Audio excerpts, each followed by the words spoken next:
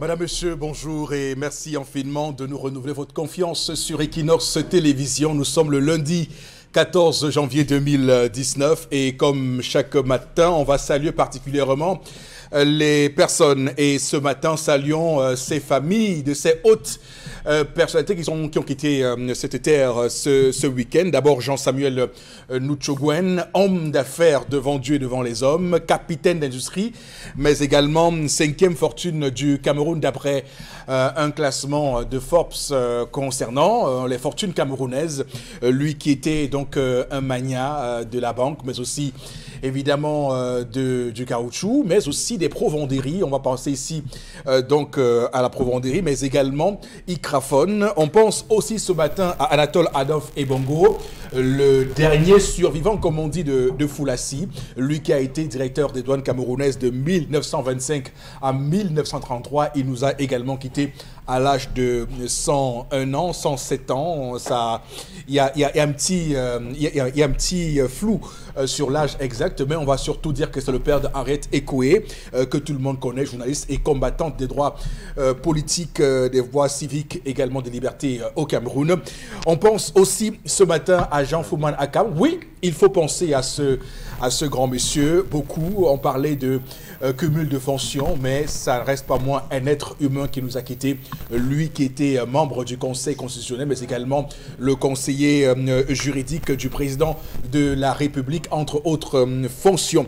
On pense également ce matin au préfet des Hauts-Plateaux, monsieur Félix Bilonougou, qui est lui également mort au cours de ce week-end. Lui, évidemment, qui est mort de suite de malaise officiellement, en tout cas, si on s'en tient au communiqué du gouverneur de la région de l'Ouest. Donc voilà, madame, monsieur, un week-end qui a été particulièrement funeste ou funèbre, si vous voulez, pour le Cameroun à travers ses hautes personnalités. Et comme chaque matin, tout le monde est là, bien en place. D'abord vous, monsieur Batchou Charlamel, bonjour et bienvenue. Bonjour, monsieur Eric Fopoussi Inegou. Bonjour à tous les téléspectateurs. Lorsque l'homme s'entête devant les volontés du peuple, trois choses le ramènent à l'ordre: l'histoire, les événements et le temps. Nous sommes à l'heure du temps. Bonjour. Nul ne fuit le temps. Très énigmatique, hein, votre prise de parole ce matin, cher Lamel. Ça participe de quoi? Vous êtes dans une spirale de jubilation pour ce qui se passe. Eh oui. De toutes les... temps. Nul ne fuit le temps. De toutes les façons, on va rester humaniste, hein, Chalamel. Hein. On va ranger nos couteaux politiques, on va ranger nos couteaux et voilà, avoir de la compassion aussi ce matin, même si ce que vous dites n'est pas loin de la vérité. Voilà, on va également dire bonjour ce matin à Florazé. Bonjour Eric Fopoussi. Bonjour à vous sur le plateau. Bonjour à nos millions de téléspectateurs. C'est dur, hein, le week-end, de sortie du week-end, hein, c'est ça? Non, je m'attendais à autre chose venant de vous. Je l'ai fait exprès, oui, rassurez-vous, je l'ai fait exprès. Bonjour à tous, non, je suis très contente d'être parmi vous ce matin. Moi, je vais faire un clin d'œil aux populations de Kolmessène. On est à Yaoundé. Vraiment, quand vous n'êtes pas dans une voiture climatisée, fumée et autres, attention de ce côté-là, avec la poussière et justement avec le temps qu'il fait, c'est difficile de circuler normalement. L'air est totalement pollué, c'est pratiquement la même situation que vivent les populations de Bédia, l'hôpital général, Cité des Palmiers, où toutes les rues sont poussiéreuses. Que faut-il faire? C'est la question qu'on se pose ce matin. Et puis dans le cadre également de la revue des réseaux sociaux, vous l'avez dit, on aura cette partie noire, parlant de nécrologie, mais également d'autres informations accompagnant pour revenir sur les commentaires de nos chers internautes. Alors, pour rester au zénith, ça veut dire qu'au sommet, parce que le zénith, c'est le point le plus haut du soleil. Et donc, on s'arrange à donc respecter ce point-là avec vous, Florazé, lorsqu'il sera 11h. Nous serons exactement au zénith du zénith avec vous. Également sur le plateau ce matin, madame, monsieur Boro Bengan, bonjour et bon début de semaine. Bonjour, monsieur Fopoussi Negou. Bonjour à vous, chers téléspectateurs. De quelle nationalité sont monsieur Ayoub Tabé et ses co-détenus? Ils disent qu'ils ne sont pas de nationalité camerounaise. Le commissaire du gouvernement, lui, il dit que les pièces en leur possession sont de nationalité camerounaise. Voilà où c'est tout. Est-on en train de juger les étrangers ou des Camerounais? Que dit le code des nationalités? Voilà comment le procès risque de s'enliser et de faire des choses. Merci, monsieur. Et cette fameuse loi de 68, évidemment, qui interdit la double nationalité, notamment à l'article 31, on va voir ce qui va être retenu par le juge par rapport à cette situation, parce qu'au final, est-ce qu'on n'est pas là en train de dire qu'ils sont Camerounais parce qu'on souhaite absolument les juger et qu'on souhaite absolument les condamner sur le sol camerounais? Ça peut être une hypothèse qu'on va avancer, mais toujours est-il que ça nous ramène à ce débat de la double nationalité. Est-ce qu'au final, il n'est pas temps qu'on supprime justement cet article 31 qui nous cause beaucoup de mal? Chacun argue de qui les Camerounais selon les situations. Souvenez-vous de Maître Lydia Neyoum ou bien de Thierry Atangana, toutes ces personnes qui ont réussi à s'échapper de la justice camerounaise grâce à leur double nationalité. Est-ce que ce sera le cas pour Cécile Kouyaté Tabé? Mais vu comment les choses sont en train de se présenter, ça va être très compliqué de prouver qu'ils ne sont pas Camerounais, du moins sur le plan de cette justice qui veut absolument les condamner, parce que vous savez ce qui leur est reproché, c'est justement cette sécession dans les deux régions anglophones, nord-ouest et sud-ouest. Alors, démarrons l'émission de ce matin, madame, monsieur, avec la première rubrique. Avec vous, Tendance Cogne, la voyageuse. Bonjour et bienvenue. Bonjour Eric, bonjour encore à tous ceux qui nous regardent du côté de Mbanga. Monsieur Roger, ton petit nom c'est Rogers. Et au quartier Koumbe, à Mbanga, on t'appelle ton Roger. Ton Roger, je vais te vous voyer pour tout le respect que je vous dois. Vous avez un message ici que c'est madame qui a transmis. Madame m'a demandé de vous dire ceci, que si son heure a sonné, c'est mieux que vous vous séparez dans les bonnes conditions. Elle m'a chargé de vous dire que vu votre comportement, vous lui donnez déjà le dégoût. Donc l'amour est en train de finir un peu. Que s'il est l'heure de vouloir chercher une deuxième femme, il faut l'informer pour qu'elle soit au courant. Que la résolution que tu as prise, on dit prise ou prise. Voilà, merci pas maman. Que la résolution que tu as prise cette année, pour elle, n'est pas la bonne. Et elle te demande, oui, je suis en train de vous voir, même te tutoie. Que la résolution que vous avez prise cette année n'est pas la bonne. Qu'il faut encore faire l'examen de conscience. Ça ne vient pas de moi. Ça vient de votre épouse, madame Nicole. Vous, c'est ton Roger, Sambanga, Katia Koumbe. Père Bombop, ask me the question. Justement, je voulais savoir quelle résolution. Ask me the question. Ask me the question. Ask me the question. Voilà, c'est en anglais. Pose-moi la question, je te réponds. De quelle résolution il s'agit maintenant? Elle me dit que son mari lui a dit, depuis vendredi, que chérie, c'est la nouvelle année, nouvelle méthode, nouveau projet, nouveau départ. Te voilà, voilà les enfants. Je t'aime toujours, ne crois pas que je ne t'aime pas. Je voulais simplement te dire qu'à partir d'aujourd'hui, mon régime alimentaire doit être contrôlé. Oh. Et tu fais 2 repas par jour. Donc ça dit, si madame prépare le ndolé, ben écoute bien. Bien. Si madame fait le... Tendez bien vos tympans, hein. Quelqu'un dit que son régime alimentaire doit être contrôlé cette année. Voilà. Que si par exemple madame prépare le ndolé, elle va lui faire un petit bouillon de pommes de terre au bas à côté. Si peut-être elle malaxe la banane, pour lui, elle ne doit pas mettre beaucoup d'huile. Elle va mettre un peu. Il ne va pas manger avec le rouge. À côté de la banane, elle va faire un peu le légume sauté. Avec la banane cochon à côté. Attends, pour chaque repas, il y aura 2 mets, c'est ça? Elle doit toujours faire 2 mets. Ah, d'accord. Si peut-être elle pile la patate aux enfants, pour lui, elle va faire le plantain brûlé. Donc, il va manger les plantains brûlés ou encore le macabo brûlé. Donc, il dit qu'il ne veut plus manger les bourratifs, qu'il veut être civilisé, mignon, élégant. Comme quand il était encore étudiant. Oui, tout à fait. Hein? Tu as été étudiant, tu connais pourquoi Oui, tu me comprends? Bien sûr. Qui veut être comme il était étudiant avant. Bon, Comme maintenant il se rend compte que... C'est honnête levé par la galère, pas forcément parce que on mange bien. On dit que quand tu es gros, c'est que tu as l'argent, c'est les symptômes d'argent. Toi-même, Eric, quand tu regardes Samuel Ethiopie, c'est Ngando Piquet. Toi, on n'était pas gros. On dit que quand tu as l'argent, non, tu es costaud, tu as le gros ventre. Quand tu regardes Ngando Piquet et Samuel Ethiopie, qui a l'argent plus que qui? C'est un Ngando Piquet. Non, on dit que quand tu as l'argent, tu es gros, tu as le gros ventre. Entre Ngando Piquet et Samuel Ethiopie, qui a l'argent plus que qui? Moi, je pense que c'est Ngando. C'est Eto. Mais il est toujours cinéma. On sait pas. Tu comprends, Eric? Donc, pour la dame, elle là, elle dit qu'elle ne peut pas supporter ce poids. Que c'est d'abord un fardeau pour elle. Oui. Que ce n'est pas parce qu'elle reste à la maison, elle ne travaille pas, que monsieur va lui demander de faire tout ça. Qu'elle ne peut vraiment pas supporter. Est-ce qu'elle ne veut pas que son mari soit en santé? Elle ne peut pas préparer, elle ne peut pas faire 2 mets par jour. Que 2 repas par jour, c'est vouloir sa mort. Il va être slimé. Que soit il cherche une autre femme qui va venir faire ça. Elle, vu tous les enfants qu'elle a, qu'elle ne peut pas.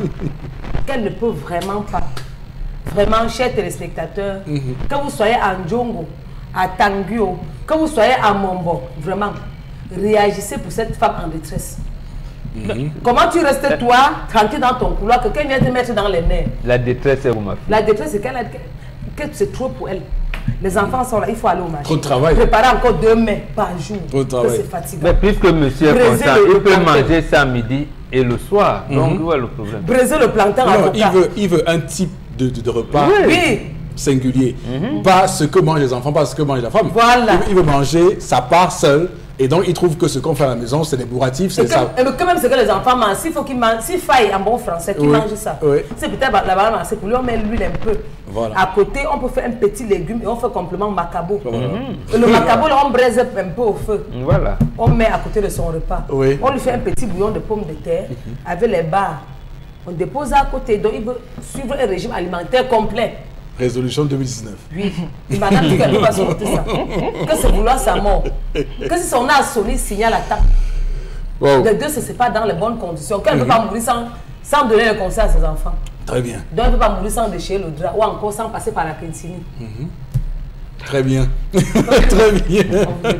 L'histoire de ce matin est particulière puisque ça va lever quelques pans de voile sur ce que l'on pense généralement, pour ce qu'on croit être vrai, ce qu'on prend pour vrai en règle générale, sur le poids. Est-ce que, et d'ailleurs la question est bien posée entre Ngando Piquet et Samuel Ethiopie qui a l'argent plus que qui est plus riche que qui? Parce qu'on dit que quand tu as l'argent, tu as le gros ventre, tu es costaud. Oui. Je me rends compte que toi, tout l'argent du monde, il est tout silimé. Non, mais sauf que... Mais Ngando Piquet est comme ça. Non, mais sauf que lui réussit à avoir un régime alimentaire.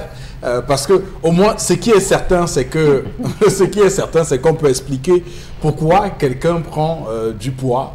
Et là, on voit très bien que pour... Entre Momo et Ngando Piquet, le son est tout, oui, le son est tout. Le son est tout. Entre Père Momo et Ngando Piquet. Moi, nous dit, c'est lui qui peut nous dire. Sérieux, par exemple, me faire. Hein, Flora? Non, l'exemple que Super Momo, entre Père Momo et Ngando Piquet. Qui a l'argent pour tout on dit là, on se fait toujours...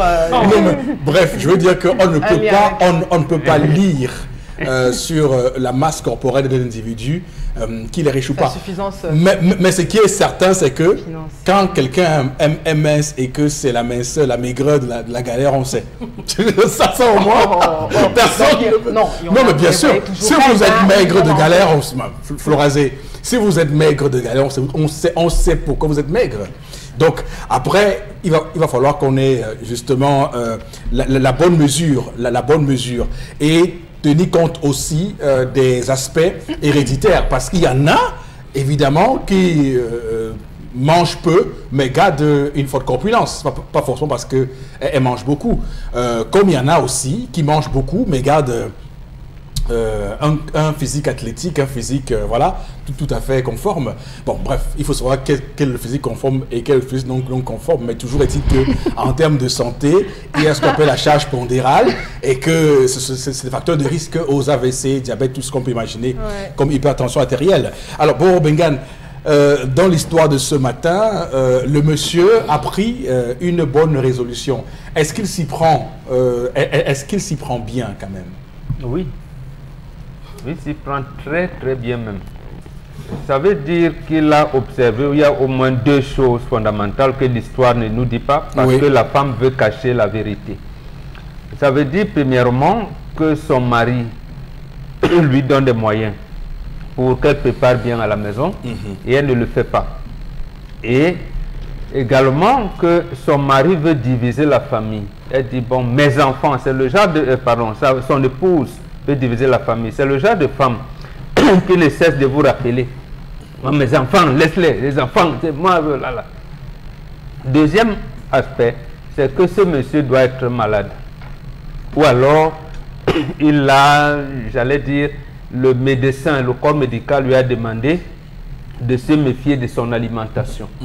Et que madame ne veut pas se soumettre à cela. Non, mais autant le dire clairement, pourquoi il a besoin de madame sait ça. Bon, elle peut le savoir. Lorsqu'elle sait asseoir son épouse et ses enfants disant, mais madame, vraiment, finis tes bourratifs.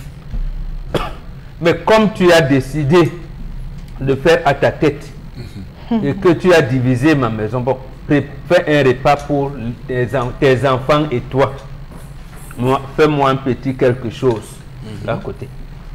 Madame sait au préalable, il y a les indications sûrement médicales et la quiétude de la femme. Dans ce qu'il a exigé, je ne vois nulle part où il dit moins de sel, moins de cubes. Si, il a dit moins d'huile, moins d'huile. Moins d'huile, oui, mais...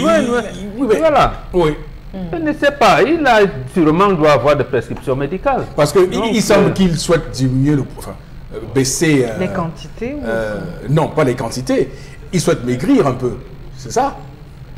Je ne sais pas, mais il a un peu. Ça veut dire au moins que s'il demande de faire 2 repas, ça veut dire qu'il donne l'argent qu'il y a ça. Mais comment? Moi, je voudrais que vous réfléchissiez par le contraire. Regardez la réaction de madame. Elle dit, si vous ne voulez pas que je m'en vais. Si vous ne voulez pas. Ça veut dire que c'est une femme autoritaire qui ne comprend rien de ce que son mari lui dit. Donc, elle est têtue. D'accord. Elle est têtue. Comme le mari ne veut pas de divorce, il ne veut pas qu'il y ait de problèmes dans la famille, c'est pour ça qu'il a réuni tout le monde. Elle le soupçonne de vouloir prendre une deuxième épouse. Non, c'est pas ça. Le mari veut l'harmonie. Oui. Il fait asseoir tout le monde. D'accord. Pour que madame n'aille plus dire, comme elle le fait souvent à ses enfants, que votre papa, hein, il n'a pas fait ci, il n'a pas fait ça. Votre papa, c'est pour ça qu'il a dit, voilà, il y aura désormais 2 repas. Maman me fera un petit truc à côté de votre repas que vous aimeriez bien. Parce que mon repas est singulier. Il doit. D'accord. Ok. La femme mais bon, au-delà de ça, ça pose quel problème? Est-ce qu'aujourd'hui, il y a un problème dans la manière avec laquelle on accompagne nos jeunes femmes dans le mariage, sur le plan de la nourriture, de ce qui concerne faire à manger, dans la culture et tradition africaine? Qu'est-ce qui est prévu sur ce plan-là?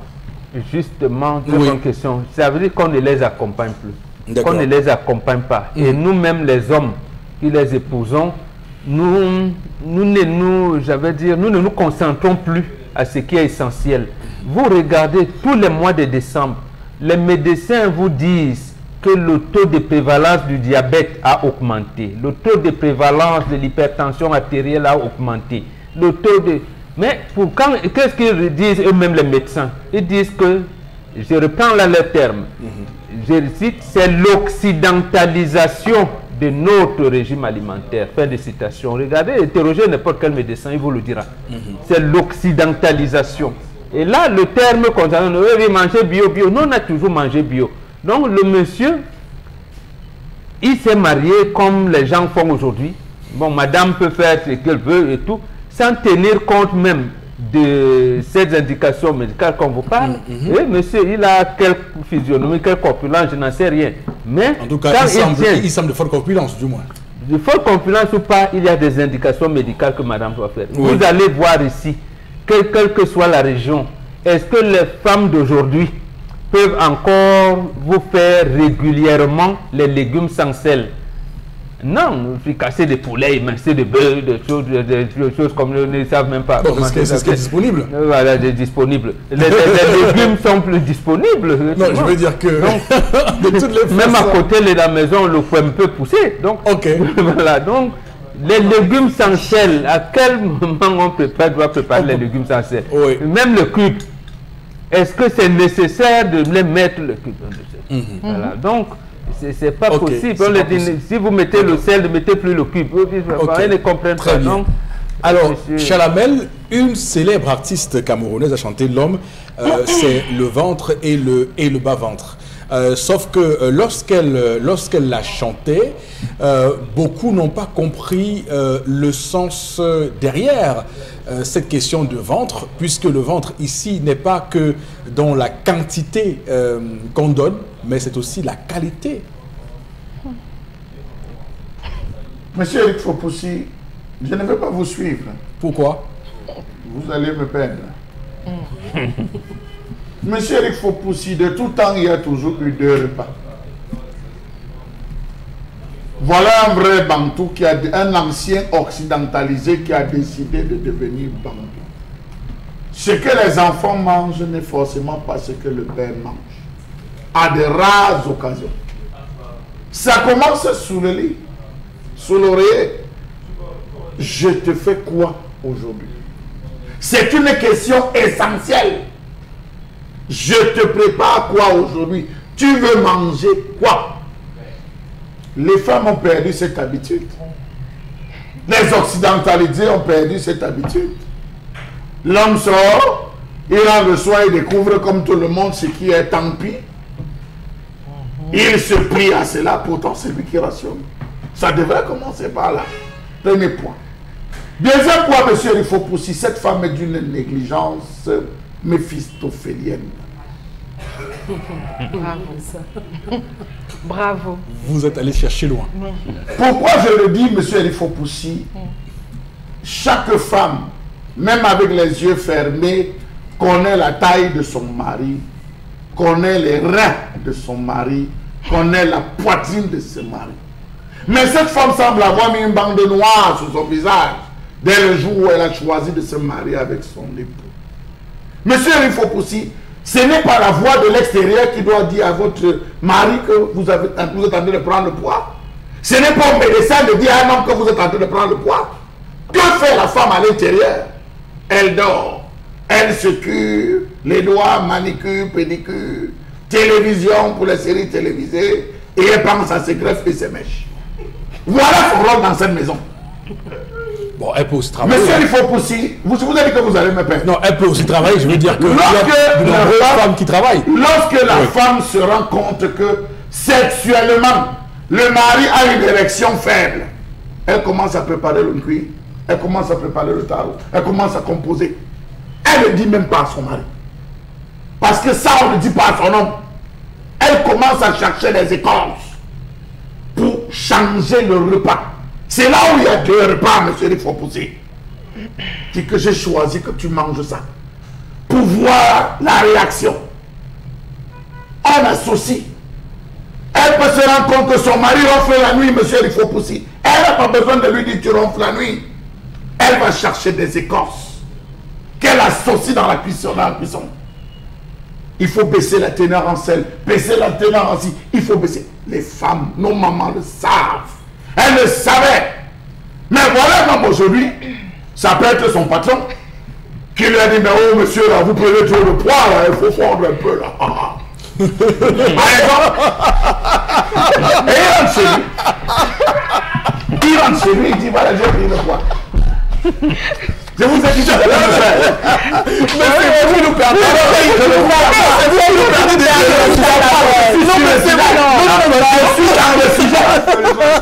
non, voilà qui rentre chez lui.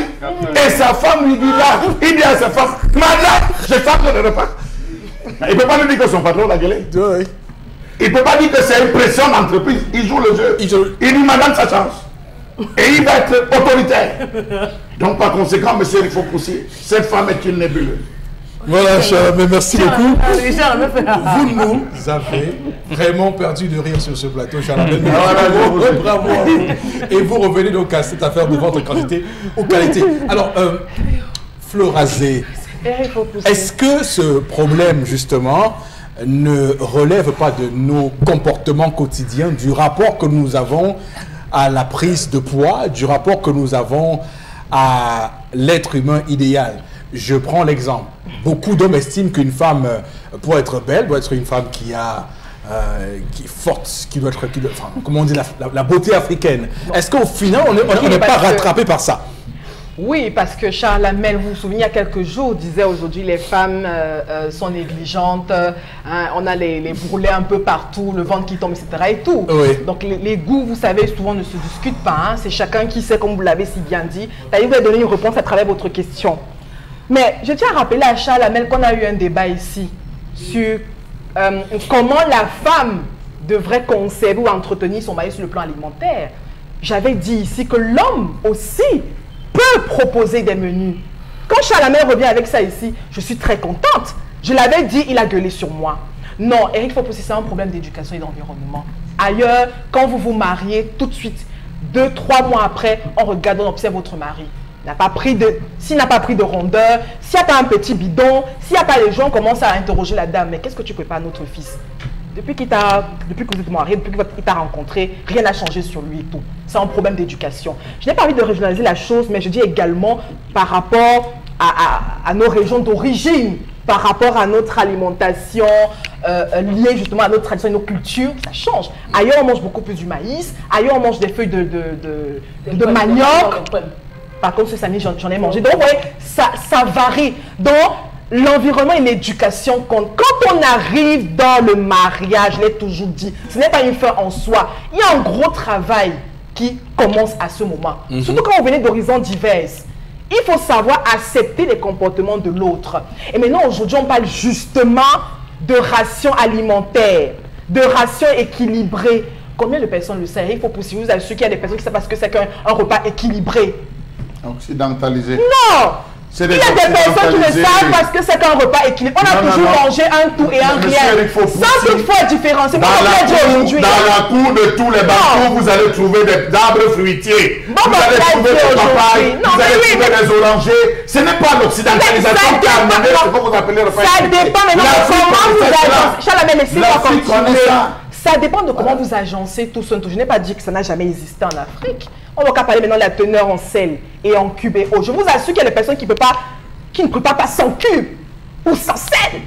Mais maintenant, on parle de la qualité. Maintenant, on parle de la qualité. On parle de la qualité. De la qualité de vie. Je vais continuer, mais Charles Hamel ne peut pas me dépasser. Je dis qu'on parle aujourd'hui de la qualité sur le plan alimentaire et c'est important. L'homme a eu une bonne réaction. Maintenant, il ne doit pas dire que parce que Charles Hamel et moi on dit que c'est une mauvaise femme, etc. Mais non. C'est un problème d'environnement et d'éducation. Vous avez toujours été, madame a toujours été habituée à vous préparer un bon couscous de maïs. Vous avez toujours terminé 2 boules. Vous avez toujours terminé un bon plat de légumes. Un bon ci, un bon ça, un bon ça. Un matin, vous venez casser. Non! Ce n'est pas comme ça qu'on voulait éduquer votre femme. Surtout elle qui, dans son environnement, a toujours été habituée à peut-être des repas huileux et autres. Ça ne se passe pas comme ça. Éduquez votre femme. Si vous avez reçu certaines informations sur le plan alimentaire, elle doit accepter parce qu'on parle également de santé. Je dis que ce n'est pas évident aujourd'hui. Combien de personnes peuvent arrêter de manger sans sel, sans cube? C'est un problème d'éducation et ça vient peu à peu. Maintenant, monsieur veut 2-3 repas, c'est très bien. Est-ce qu'il va tenir? Est-ce qu'il va tenir dans son régime alimentaire, dans son mode de vie nouvellement adopté pour 2019? C'est très bon les résolutions. Mais maintenant, pourquoi votre partenaire, puisqu'on a le couple, vous accompagne, qui elle a toujours une autre vision sur le plan alimentaire, qui a été adopté par vous et par votre famille, vous ne pouvez pas venir d'un coup d'année maïs changer tout. Non. Cajolez votre femme, oui, dites-lui pourquoi il faut changer. C'est ça. Donnez-lui les conséquences d'une mauvaise alimentation. Une alimentation riche en huile, en sel. C'est ça. Allez dans voir un diététicien, allez voir un nutritionniste et autres. Commencez à changer le mode de vie. Vous ne le faites pas seul parce que vous ne vivez plus pour vous. Vous êtes en partenariat. Et la force est touchée à la main. Le rapport de force dans le couple ne marche pas. Et c'est vous qui créez les problèmes dans le couple des gens. Chalamel. Monsieur, il faut pousser. Pendant qu'elle parle, elle fait l'autorité avec moi. Non, mais non. C'est vous. Oui, ça, c'est pas l'autorité. Non, c'est pas l'autorité. Je vous dis jamais, madame. Quand je dis vous, Florazé, votre façon de penser, c'est ce qui vous accompagne. Je vous assure que ce type de comportement, vous, je dis vous, ça c'est l'autoritarisme, ça, parce que vous êtes autoritaire. Jamais une femme ne parlera. Non, jamais une femme ne parlera comme ça sur mon toit. Je vous le dis. Je ne le dis pas, Chalamel. Jamais. J'ai pris la parole. Vous êtes tout coupé. Florazé, vous devez avoir votre place de femme et j'ai la mienne de l'homme. Oh, c'est pas ça. Ça suppose que Florazé, un ordre donné doit être exécuté sans hésitation ni murmure. J'ai dit, madame, je change de menu. Parce que je change de menu, je mets les moyens qu'il faut pour changer de menu. Ça là, ça ne doit pas vous engager. C'est pas toujours une question de moyens. Je le dis, je vous ai pris le cas d'un patron. Ce monsieur peut travailler dans les aéroports du Cameroun. Ce monsieur peut travailler à la police. Ce monsieur peut être militaire. Ce monsieur peut être où on exige une certaine ligne. Monsieur, il faut possible. Si la femme n'a pas les yeux pour se rendre compte que la chemise là, c'est déjà mon mari. Si la femme n'a pas les yeux pour se rendre compte, attention, ou il servait pour se rendre compte que hey, mon mari traverse les 40-50 ans, il est prédisposé à avoir X ou Y, mais ce n'est pas le bon Dieu qui va descendre du ciel pour lui dire.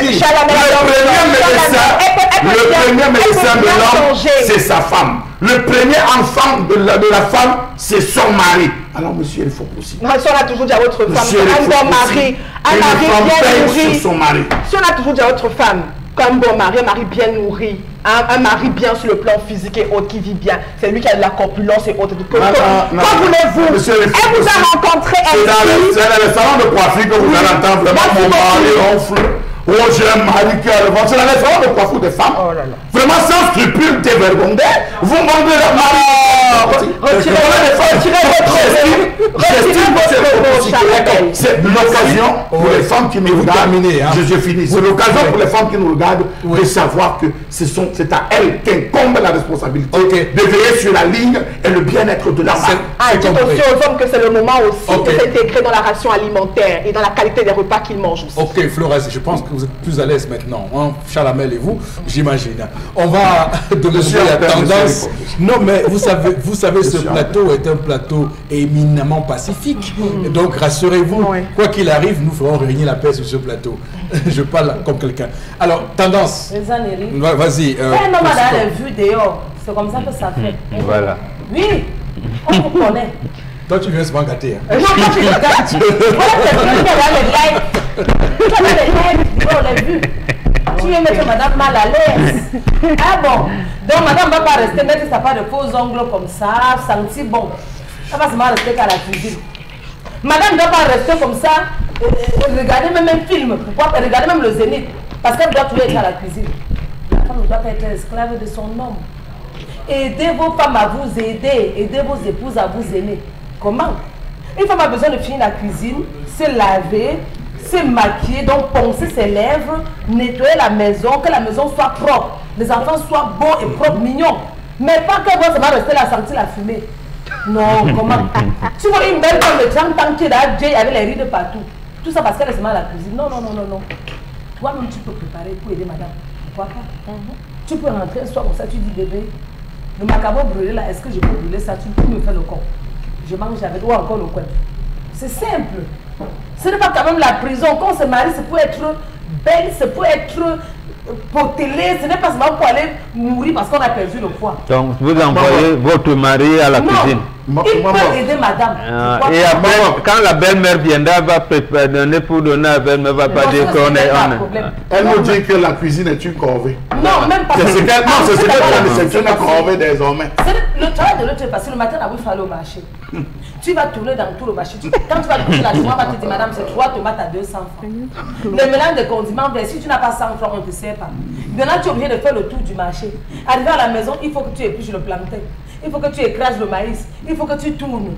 Est-ce que ton mari te raconte comment on l'insulte pour le payer? Est-ce que ton mari te raconte tous les arrêts de salaire qu'il a quand il rentre? Est-ce que ton mari te raconte comment il trime parfois pour pouvoir te rationner? Ça, c'est le contour que vous faites. Arrivez à toucher la tomate, toucher ceci, l'homme souffre. Tu ne dois pas trop demander, papa. Vous êtes là le syndicaliste des hommes sur ce plateau. Ce matin. La vie n'est pas facile. Rien qu'un mec en journée, c'est pas facile. Tu vas poser le coquille au feu. Il faut te précipiter, aller écraser la sauce.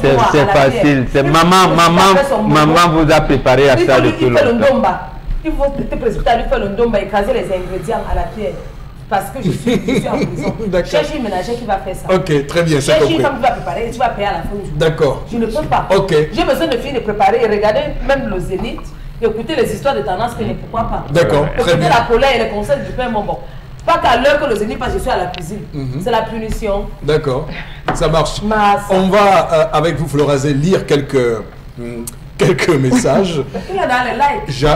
J'avoue que ça a été très houleux entre vous et Charles Hamel ce matin. D'ailleurs, beaucoup estiment que c'est le moment préféré à l'émission. Quand vous vous échappez avec Charles Hamel, ils adorent. Et que quand il y a passé cet instant-là, cette émission n'a plus sa même saveur. Allez-y, lisez le message, je vous en prie. Oui. Bon, ok. La première réaction ce matin, c'est à Yaoundé, c'est de Chabi. Qui dit si les poches du monsieur pèsent, il n'y a pas de problème à changer. Qu'il dise tout simplement ce qu'il veut manger. Elle peut faire un repas pour son homme et pour toute la maison, dit-il. D'accord. Notre réaction. Moi, c'est... on avait Ousmane depuis Moura qui réagit. Je crois que la femme aurait fait mieux de se plier aux exigences de son mari, si vraiment elle tient à son foyer.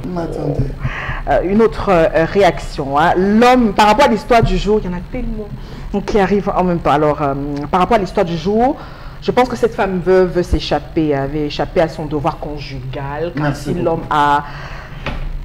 Merci beaucoup, merci. Vous ne finissez pas le message? Car si l'homme... Je vais terminer, vous m'empêchez de terminer le message. Car si l'homme a les moyens de sa politique, pourquoi elle ne devrait pas se faire cela? Voilà, parce que cela, c'est faire son devoir conjugal. Mais je ne suis pas contre, je n'ai jamais été contre ça. Autre SMS, cet homme devrait faire simple en recrutant une bonne chargée de préparer le deuxième repas. C'est Claude Angousso qui réagit. Il abandonne à la maison, il y a des restaurants diète. Voilà. Une autre réaction ce matin. Un regard en ce qui concerne l'histoire du jour. Je pense que la femme en question est au-delà même. Elle est très paresseuse, car étant donné qu'elle est à la maison, cela ne doit pas être un problème. Voilà. Et ça rejoint ces femmes même qui, lorsque le mari rentre, essaient les repas froids. Elle n'est pas différente. Alors, ce n'était même pas à l'homme de prendre cette décision. Ça prouve que cette femme ne prend pas ne prend pas son rôle au sérieux. Alors, Thérèse Aboya qui réagit. Autre réaction ce matin, est-ce que l'homme pourra supporter?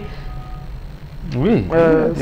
Je sais pas, c'est Simon qui réagit. La femme même sait que son mari peut supporter. Pourquoi elle s'offusque? Le problème, c'est qu'elle est têtue. Voilà. Merci beaucoup. Autre réaction. Je trouve que la femme doit toujours faire le repas de son mari, qui n'a rien à voir avec celui de la maison. Que son mari, alors c'est le premier bébé, d'où on doit toujours se soucier de leur bien-être. C'est Valérie Tanier qui rit. Merci Valérie. Alors, il y a une image qui me reste toujours en tête. Lorsqu'on parle de 2 repas, j'étais encore enfant à la maison, je me rappelle, lorsqu'on faisait le pilé avec le plantain qui n'est pas arrivé à demi-mûr, voilà, ma mère faisait toujours systématiquement un deuxième pilé avec la patate. Voilà, pour papa. Voilà. Nous mangeons. Ah oui, parce qu'il n'est pas le plantain, non. Et donc, je vous dis, je vous donne juste un témoignage. Allez-y, des explications. Décryptez comme vous voulez. Voilà, moi je sais juste que nous mangions ce pilé avec le plantain et lui mangeait uniquement le pilé avec. Et j'ajoute, lorsqu'il y avait des cas de rébellion, on disait attendez d'être chez vous pour manger ce que vous voulez. Voilà. Chez nous, c'était chez nous, la maman presse à mon père, c'était le mbabiché. Le mbam, je ne sais pas comment petit ça en français. Donc, une viande que mon père rentrait d'acheter avec chaque fois. On appelle ça le mbam, Michel. Oui. Donc, pour préparer ça, ma attendait, donc, comme était d'abord têtu, pour préparer ça, elle attendait d'abord que je n'en. Donc, il me fallait d'abord dormir pour qu'elle prépare ça à mon père. En dehors de ça, il mangeait tout. Donc, tout ce que nous mangeons, lui aussi, il n'était pas exigeant. Pourquoi au 21e siècle, nos maris vont être exigeants comme ça? Non. Si la ration augmente, il n'y a pas de problème. Et si monsieur est assidu et discipliné à son régime, d'accord, merci beaucoup. Il n'y a pas de problème. On s'est souvenu de notre enfance. Moi, je vous ai dit, on a toujours eu des repas. C'est que vous dites là, c'est vous qui êtes venu. Magnifique rappel. Et on vous disait, si vous voulez changer de repas, allez chez vous quand vous serez chez vous. Chez vous, vous allez exiger, manger. C'est une question de goût aussi. Sinon, raser, votre mari peut arriver à n'importe quelle heure et vous dit, j'ai une envie de manger du poisson frit avec les frites de plantain, un peu de piment. Ne le ferez-vous pas à votre mari?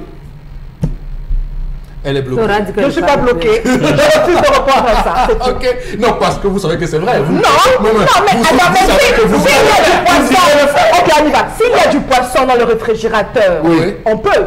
Et s'il n'y en a pas dans le réfrigérateur, qu'est-ce qu'on fait? Vous cherchez le poisson. À quel moment? Mais attendez. Mais quand vous envoyez à 2h du matin, quand chercher du mouton, merci beaucoup, merci infiniment. Voici la suite du Zénith, Madame, Messieurs, la colère de Charles Hamel.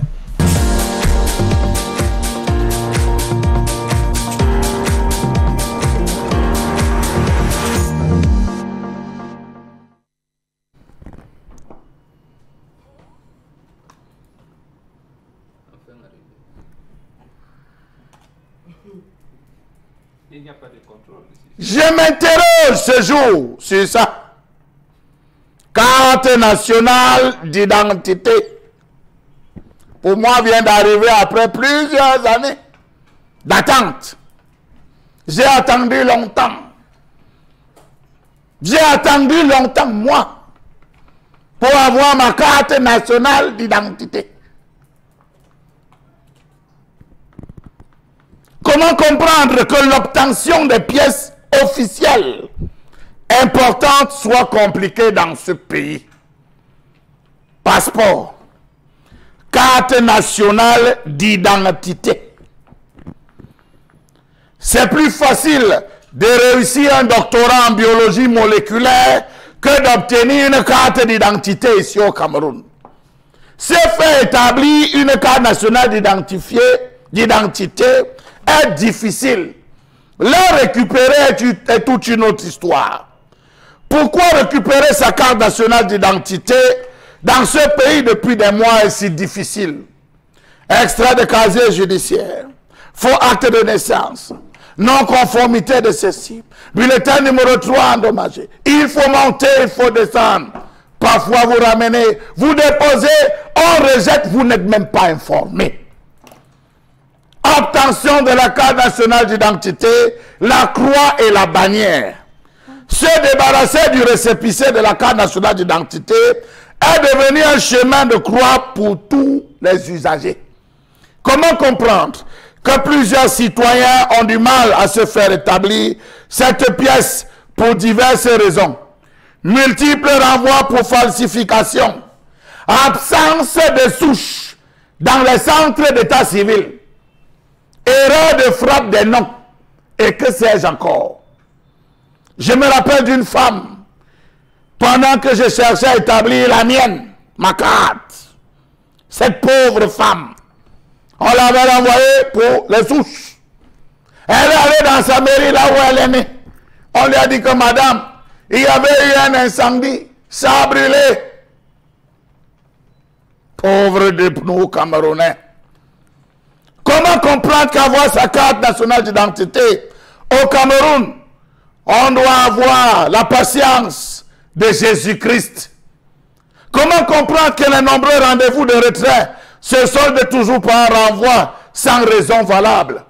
Monsieur, vous avez quelle lettre? Votre nom commence par quoi? M. Non, partez, ce n'est pas venu. Monsieur, votre nom commence par quoi? W. Partez, ce n'est pas encore venu. Voilà comment les Camerounais souffrent. La seule réponse qu'on donne, ce n'est pas disponible. Point. Ne m'embêtez plus. Comment comprendre que les Camerounais ont du mal à entrer en possession véritablement de cette carte nationale d'identité, symbole de nationalité? Comment font-ils effectuer des voyages? Comment vont-ils faire des retraits dans les banques? Toute opération officielle est sanctionnée par la présentation des pièces officielles. Comment comprendre le silence du patron de la police face à ce scandale plus qu'annuel? On dit en haut que c'est Thalès et Gemalto qui ne s'entendent pas. Lorsque vous courez pour aller réclamer au service de l'identification, on vous dit allez en van. Allez en van à Yaoundé. C'est à ce niveau qu'on va résoudre votre problème. Nous, on ne peut rien. A-t-on rejeté? Est-ce que c'est bloqué? Y a-t-il erreur de nom? La machine a fait comment? Il faut aller en ban. Les postes d'identification de la ville n'ont pas d'information. Comment comprendre l'erreur qui existe dans la distribution des cartes dans ce pays? Comment comprendre que des cartes établies en DOP se retrouvent à Bongbang? C'est établi en Bongbang se retrouve à Douala. Comment comprendre ces erreurs qui se soient produites sur les CNI une fois récupérées? Au lieu de Christelle avait 2 seuls E, on met Christelle avec 1 seul L. Arnal avait 1 seul L, on met avec 2 E. Toute une autre procédure pour le prendre. Comment comprendre que les cartes établies depuis plus d'1 an ne soient pas encore disponibles? Comment comprendre que les dossiers jugés mal ficelés ne sont pas renvoyés et la liste publiée afin que les usagers concernés prennent des mesures pour y remédier? Savez-vous que la situation est devenue très confuse maintenant en raison de l'interdiction? Oui, de l'interdiction même d'accès dans ces endroits de vague. Pour accéder, c'est compliqué. Si c'est pour la carte, faites la requête déposée. Vous ne savez ni Adam, ni Ève, où est-ce que votre situation rentrez refaire. Voilà des gens qui se baladent avec des cartes, des cartes de récépissés. On a tellement prolongé qu'il n'y a plus d'espace où mettre encore le cachet. Ils se baladent dans nos rues. Ils sont descendus des voitures, assis à même le sol, avec à la clé 3 000 ou 6 000 pour avoir le laissez-passer continuer leur voyage. Et c'est d'ailleurs où le bas blesse, ce sont les conséquences de ces causes qui ne dépendent pas de la volonté des usagers, donc qui au final nous répugnent ce matin, puisqu'on voit très bien que lors des contrôles routiers, on vous fait subir d'énormes tracasseries. Je voudrais juste prendre un exemple pour dire dans un pays comme la France, lorsque vous allez établir votre carte nationale d'identité, ça vous prend entre 7 jours et 3 semaines pour la récupérer. Mais au Cameroun, on vous donne un récépissé qui indéfiniment se prolonge. Et pour le coup, même quand Chalamel c'était Thalès, il y avait toujours ces problèmes-là. Qu'on ne nous sorte pas Gemalto Thalès, même à l'époque de Thalès, il y avait toujours ces problèmes. C'est à dire que ce pays ne marche pas, ne fonctionne pas comme il doit fonctionner. Alors bon, Bécan, sur la question, quelle est votre appréciation? Non, une seule chose, c'est la faillite de l'État. Il n'y en a pas deux. Donc l'État ne peut pas identifier ses citoyens. Il ne connaît pas leur nombre. Donc, puisque vous ne pouvez même pas les identifier, vous ne pouvez pas, par conséquent, connaître leur nombre entier. Oui. Et encore moins leur profession. Tout à fait. On a confié tout ça aux étrangers. Et à l'époque, je me rappelle encore des propos de Jean Fauchivet, délégué général de la Sécurité nationale, qui lançait l'opération des années, je pense, 95-96, en disant carte d'identité de haute sécurité. Pour sécuriser la nationalité camerounaise. Et c'est pour cette raison qu'il fallait se présenter devant le tribunal pour avoir votre certificat de nationalité. J'ai dit d'accord. Comment on pouvait déposer une demande de certificat de nationalité à 8 h, on vous délivre votre certificat de nationalité à 11h30. Ils sont allés regarder les souches quand? Sur la base de quoi? Ça veut dire que ça même, en réalité, il n'y a pas, ça sentait pas de sérieux. Oui. C'est-à-dire dans un environnement qui n'est pas informatisé, c'est-à-dire comme moi qui suis né à Sakbayemi par exemple. Si c'était informatisé, même si je demande mon certificat de nationalité à Mora, et que là-bas le greffe du tribunal de première instance de Mora puisse dire là, bon, Bengané à Sakbayemi en 1835, on peut regarder, voilà, un servement, il a été emprisonné un jour, on dit non. Voilà, là on peut... Mais tout ça va, j'allais dire, à l'appréciation subjective. Mais qu'est-ce qui fait qu'il y ait un délai aussi long, il y a un temps aussi long pour que la carte sorte? Il y a beaucoup de choses qui entrent dans cette faillite de l'État. Oui. Il y a d'abord que les étrangers qui ont pris tout le fichier du Cameroun, des Camerounais, Oui. voulaient d'abord faire des enquêtes parce que c'est stratégique. Il faut savoir le nombre de médecins que vous avez, le nombre d'ingénieurs et par catégorie, le nombre de journalistes, le nombre du monde par profession. D'accord. On doit savoir, et puisque tel ingénieur l'a dit, oui, à l'époque, il travaille à la Sonnelle, il travaille à Evecam, il travaille à... Donc, les étrangers, et ils catégorisent ça. Ils font d'abord les fichiers, ça met long. Ça met long dans leur travail, puisque ce n'était pas d'abord informatisé au Cameroun. Deuxième chose, il se trouve que il faut maintenant redonner les rétrocommissions. Mais là, bon, ça influençait un peu. Parce que, voilà, la Sûreté nationale qui, bon, n'oubliez pas qu'avant, les postes d'identification étaient aussi dans les gendarmeries. Bon, comment on va faire? Bon, il faut faire la répartition de tout cela. Maintenant, les erreurs au niveau des noms des gens. Oui. Quand vous écrivez les noms avec erreur, ça rejette. Mais l'information n'arrive pas au poste d'identification pour savoir que M. Mbachou, moi, mon épouse est à la quête de sa carte nationale d'identité depuis, je pense qu'il commence sa 3e année. Et il n'existe plus d'endroit sur son récépissé où on peut prolonger. J'ai dit bien, elle commence sa 3e année 2019. Et sans oublier que pour prendre rendez-vous, c'est un de mes enfants qui est allé à 3 h du matin pour prendre rendez-vous pour sa maman. Bon, comment ça peut se faire comme ça? Donc, toutes ces attitudes, on rejette. Est-ce que ça a été rejeté? Pour quelle raison ça a été rejeté? Même s'il faut faire une requête, on ne sait pas. D'accord. Donc, on marche à volo en réalité. Oui, tendance sur... Que maman a toujours un pan du RDPC. Le pour Senja, c'est pour comme ça. Partout on l'interpelle, elle dit les enfants partis au pouvoir. Voilà mon uniforme, je suis moi du R. Je n'ai pas la carte. Depuis 2 ans, on n'a pas eu la carte. Le récépissé même, on a mis les cachets parce qu'on ne voit plus son nom. Donc on a tout le récépissé à la moment. Chaque fois on met le cachet là. Et pas quelques mois plus tard, elle revient, on remet le cachet. Maintenant pour voyager, oui, on dit toujours que ça. La dernière fois, on m'a dit qu'il y a quelqu'un qui a dit qu'il n'y avait plus de carton. Bref, d'après ce qu'elle m'a dit, on lui a dit. Maintenant, elle a pris les... Oui, comme avec les papiers. C'est ce qu'elle m'avait dit. Ça ne vient pas de moi. Elle m'a dit que ma fille... J'ai l'un de mes enfants aussi qui m'a dit... Voilà récépissé. On ne voit plus ton nom, non. Je suis sûr qu'on voit plus ton nom. Voilà récépissé. Lui, elle a encore combien de... Ça, c'est pour Eric lui-même. Oui, ça, c'est le récépissé. Depuis combien d'années? Alors, ça fait plus d'1 an, soyez-en sûrs. Voilà. Ça fait tellement longtemps, donc voilà. Il y a une technique. Cherche à plastifier. Non, il y a une technique pour se plastifier. Mais chaque fois que vous venez, on déplastifie. Et puis, on prend, puisqu'il y avait un premier... Il y avait un premier format. C'est resté sur le truc, c'est même resté collé sur le plastique, Oui, c'est collé sur le plastique. Et avec ça, les policiers vont tout nous rafler. Donc voilà, un récépissé. Voilà. Donc j'attends indéfiniment que ma carte sorte depuis. Et vous pouvez imaginer quels sont mes ennuis quand je voyage. Quand vous voyagez. Imagine Eric. Et ces gars-là sont les premiers à rafler. Quand ils vous parlent, vous croyez que blague Charles Amel. Maman n'aime pas de RDPC qu'elle voyage toujours avec.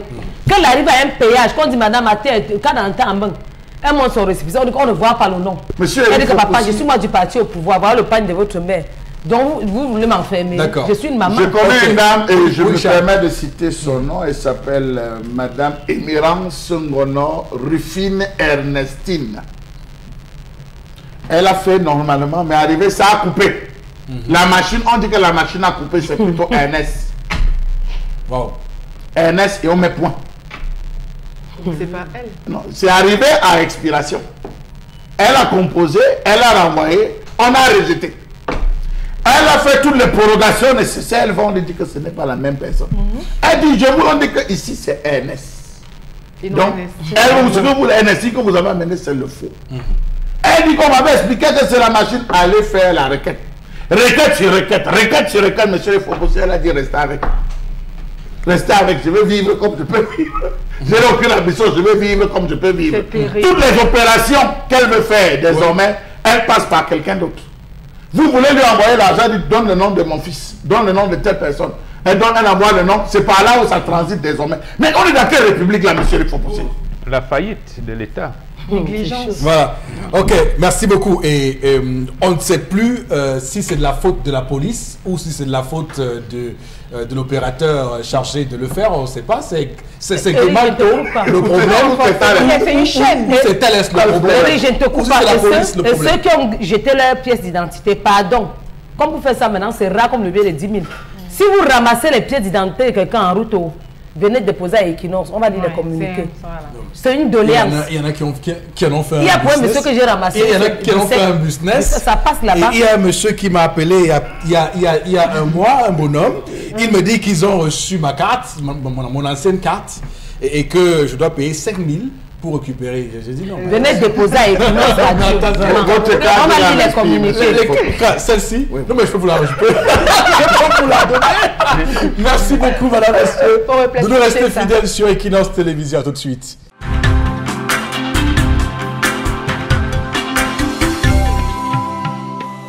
Madame, Messieurs, pour la deuxième partie de votre magazine 10-12, le zénith de ce lundi. Nous sommes le 14 janvier 2019, nous sommes la veille du 15 janvier. Vous savez que demain, nous aurons à cœur de célébrer la mémoire de Ernest Ouandjé, assassiné par le néocolonialisme le 15 janvier 1971. Donc on va donc avoir demain une pensée pour le camarade Émile. Comme on l'appelait bien dans le maquis, donc Ernest Ouandjé, chef historique de l'UPC et du combat contre le colonialisme. On va, madame, messieurs, démarrer cette deuxième partie comme souvent avec d'abord quelques messages que vous nous envoyez et ensuite nous ferons la revue des réseaux sociaux. Florazé, c'est à vous. Alors la réaction d'Alex Djoumé, on entre avec elle, il dit cette fameuse histoire de carte d'identité, un vrai parcours de combattant dans ce pays. Parfois, on a tellement protégé qu'il n'y a plus de place pour le cachet et même que le policier vous sort des choses sur la route vraiment terribles. C'est vraiment triste, nous dit-il. Il y a des barrages qui sont spécialisés dans ça, sur l'axe Douala-Bafoussam. Ils sont spécialisés. Lorsque vous présentez descendez, monsieur. Je n'oublierai jamais le contrôle qu'on fait avant Bafang. Avant l'entrée de la ville de Bafang, quand il y a les Dodan. N'oublie jamais. Avant la descente. Non, à Yaoundé au moins. Non, à Yaoundé, avant Yaoundé au moins, ils sont quand même compréhensifs là-bas. Mais le contrôle de Bafang, les gars nous ont fait passer 1h30. On fait descente. J'avais du temps, mais c'est pas possible. Et les jeunes là ne se laissent pas faire. Même les jeunes nous menacent. Il me dit, et c'est une menace qu'il nous fait. Il dit, mais si vous blaguez, moi je vous amène devant le juge tout à l'heure le matin. Parce qu'on voyait de nuit, il nous a pris à 2h30 et à 4h, nous disons comme à Bafang. Il dit, bon, si vous blaguez, ok, pas de souci, le moteur arrive. Le car vous avez abandonné. Non, le car reste. Non, heureusement, le car, franchement, il est resté sur place là, puisque tous les passagers ont pris le problème après le corps. Tout le monde semblait, mais c'est pas possible. Voilà, le gars, il n'est pour rien.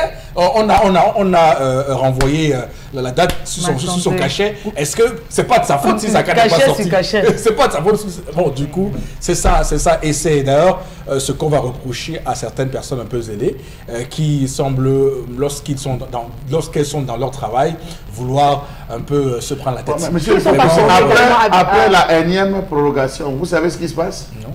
On vous demande d'aller en ville, vous prenez un format blanc, parce que c'est comme à faire, vous collez derrière les prorogés, vous taillez avec le ciseau, et vous revenez en reprorogé. Je vous dis qu'on va déjà...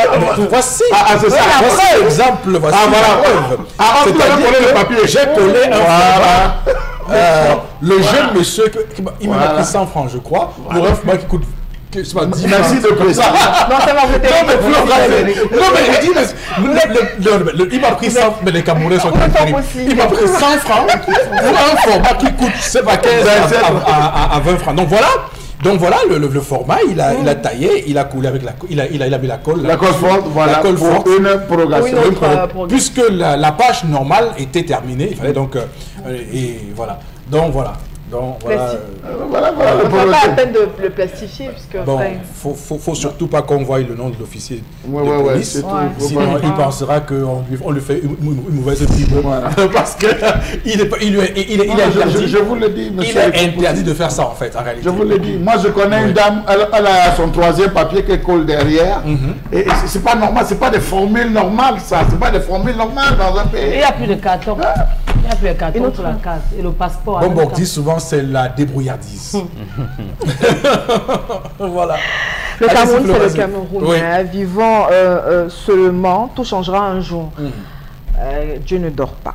Le temps. Non, c'est pas Dieu qui nous nous dit notre cher ami ce matin. Autre réaction sur ce sujet, c'est de carte nationale d'identité, Mendex directement. J'ai eu à refaire la mienne depuis le 2 avril 2018. On a déjà prorogé 2 fois. Me voilà enceinte bientôt. Je vais accoucher bientôt. La carte n'est toujours pas sortie. Ce qu'ils oublient, c'est qu'ils nous causent d'énormes problèmes. C'est On va dommage. marcher partir à l'école, ça ne va pas sortir. D'énormes préjudices. Faut imaginer. Et puis, les opérations en banque, c'est toujours compliqué parce qu'il faut chaque fois aller signer. Pas avec le récépissé. Avec le récépissé. Non, très voilà. compliqué. C'est très compliqué. Et, On parle en rire comme ça, mais ce n'est pas bon. ah oui. Babi à Yaoundé, j'avais eu du mal à obtenir l'original de ma carte en vanne, car là-bas il m'avait attribué un numéro déjà identifié, utilisé par un usager camerounais. Voilà. Maintenant, cette société ne se trouve plus en vanne, mais plutôt à l'école de police de Yaoundé. Oui, absolument. Oui, c'est ce qu'il fallait préciser. Thales, Ouais. comme on avait arrêté au contrat à Thales, on a déporté Gemalto plutôt à l'école de police à Yaoundé. Ça, c'est vrai. Information tout à fait bien. Même si après, il y a eu une vague de licenciement à Thales, qu'on a regretté aussi, parce que, voilà, le Camerounais, c'est qu'il est quand même. Ouais. Alors, à Bafoussa Mbérone qui réagit, avoir la carte d'identité au Cameroun est devenu pire que demander une carte verte. Pourquoi est-ce qu'on ne peut pas décentraliser ça, monsieur Rifopoussi? Si nous, ici à Douala, on met du temps pour rentrer en possession, celui qui est en Galbendouga va faire comment? Celui qui se retrouve dans le maillot ou l'eau, à Guida, là-bas, il va faire comment pour rentrer? Sait-on jamais, hein, ça peut être que c'est eux qu'on privilégie. Ah, d'accord. Allez-y, Florazé. Les messages, je vous en prie. Une autre réaction ce matin. Moi, depuis novembre 2017, ma part n'est pas encore sortie. Hein. Même la place pour mettre le cachet, il n'y a plus. C'est Ndale qui réagit. Il y a la méthode, le format qu'on applique derrière la carte et puis on continue à mettre les cachets. On même le super. Oh là là. Oui. Juste vous dire que cela fait 6 ans que j'utilise la carte nationale d'identité de 1 avec un autre nom. J'ai signalé, on a refait, mais c'est revenu avec la même chose, la même faute. D'accord. Les Ernestine et Ernest. Pour moi, c'est un... Alors, Rodrigue, depuis Tokombéré, qui réagit, dit pour lui, c'est un problème de décentralisation. On a tout centralisé, c'est un handicap. En plus, il y a un problème de volonté de personne à qui on confie une tâche. Les gens ne font pas leur travail, nous dit-il. Non, mais je dis c'est un problème aussi d'organisation de l'État.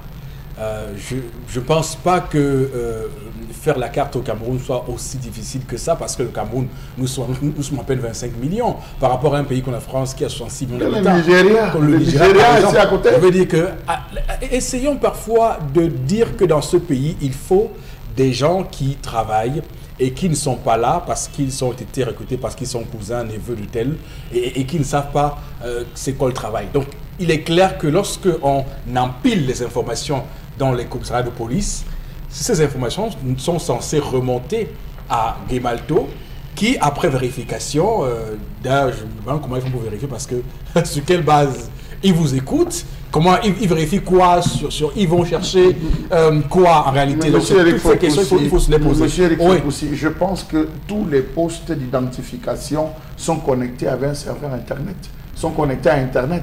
C'est-à-dire à l'immédiat, lorsqu'on vous enregistre, on fait le clic, aussitôt c'est parti. On n'a plus que le temps de vérifier si vous n'avez pas des antécédents, double nationalité, double carte nationale d'identité. Lorsqu'on l'a fait aussi rapidement, ça sort, monsieur Eric Fopoussi. Oui, mais maintenant, quand on fabrique les cartes, il faut les acheminer vers les commissariats, c'est ça? Oui.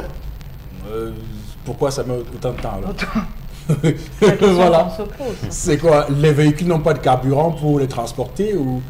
Je ne sais pas, monsieur. Ce que je sais, c'est qu'en termes de dépenses, en termes de transport, j'ai dépensé juste pour aller chercher pendant près d'un an et plus d'un an que j'ai fait sur cet axe, environ 35 000. Oui. Et ça, ils ne me l'ont pas remboursé. C'était un préjudice. Ils ne me l'ont pas remboursé. Mais portez plainte. Ils ne me l'ont pas remboursé, monsieur. Mais portez plainte. 35 000 francs, ça vous fait un bon régime alimentaire. 35 000 francs auraient pu produire 350 000 aujourd'hui. Vraiment, monsieur. Voilà. S'il avait investi dans une, mais je ne vous en veux pas. Je ne vous envie pas parce que vous allez me retrouver bientôt. Mais bien sûr, bien sûr, bien sûr. Parfois, je dis vous arrivez, on demande. On va prier pour. Vous n'entrez même pas, c'est à la fenêtre. C'est quelle lettre? Votre nom commence par quoi? Tu dis, un mot de parti, il n'y a pas. Ça peut venir quand je ne sais pas, monsieur Parti. Vraiment, ne me dérangez pas. C'est midi. Vous faites comment? Vous êtes d'abord nerveux parce que vous n'avez pas de carte. Et imaginez-vous que vous avez la chance qu'un bon samaritain vous a envoyé quelque chose. Par les réseaux que vous connaissez. Vous arrivez, monsieur, on dit non, pas vers les épiciers. Il faut partir. Il faut partir. Et vous avez les problèmes. Bon, ça. Non, vous devez les résoudre. Non, mais j'ai un mandat retiré depuis je ne sais pas combien de temps. Mais je suis bloqué par ça. Et avec ça, tout le monde fait obligé de savoir que vous avez un mandat quelque part. Maintenant, pour envoyer tes doigts à quelqu'un, il faut quelqu'un de confiance. Tu peux m'envoyer, arriver, il retire, dire que mon boileau, c'est quoi? Voilà. Oui, soit il ne te donne même pas. Alors, on va ouvrir le grand dossier ou les grands dossiers des réseaux sociaux Florazé avec la revue des réseaux sociaux. Nous sommes le lundi, donc on commence très fort cette semaine. On commence très fort avec l'histoire, mais aussi très tristement, il faut le rappeler. Mais tout de suite, on va avec le Cameroun qui a perdu l'un des premiers résistants, on va le dire. Camerounais et aussi papa de la respectable. On se souvient d'Henriette Ekwe, journaliste et militante politique, Anatole Adolphe Ebongo. Donc, qui décède dans ce week-end à l'âge de 107 ans, même si on n'est pas encore très fixé sur l'âge, mais en tout cas, c'est un patriarche, une bibliothèque qui s'éteint, présenté comme le dernier, on le rappelle, survivant de l'école de Foulassi, berceau de l'hymne national du Cameroun. 32 ans de carrière également, je rappelle il fut le premier indigène, chef du bureau central des douanes de Douala, poste où il traversa tous les contrôles et audits sans problème. En tout cas, il le disait toujours avec fierté. Il a pris sa retraite sans un débat à son encontre et sans avoir puisé dans les caisses comme le font certains aujourd'hui.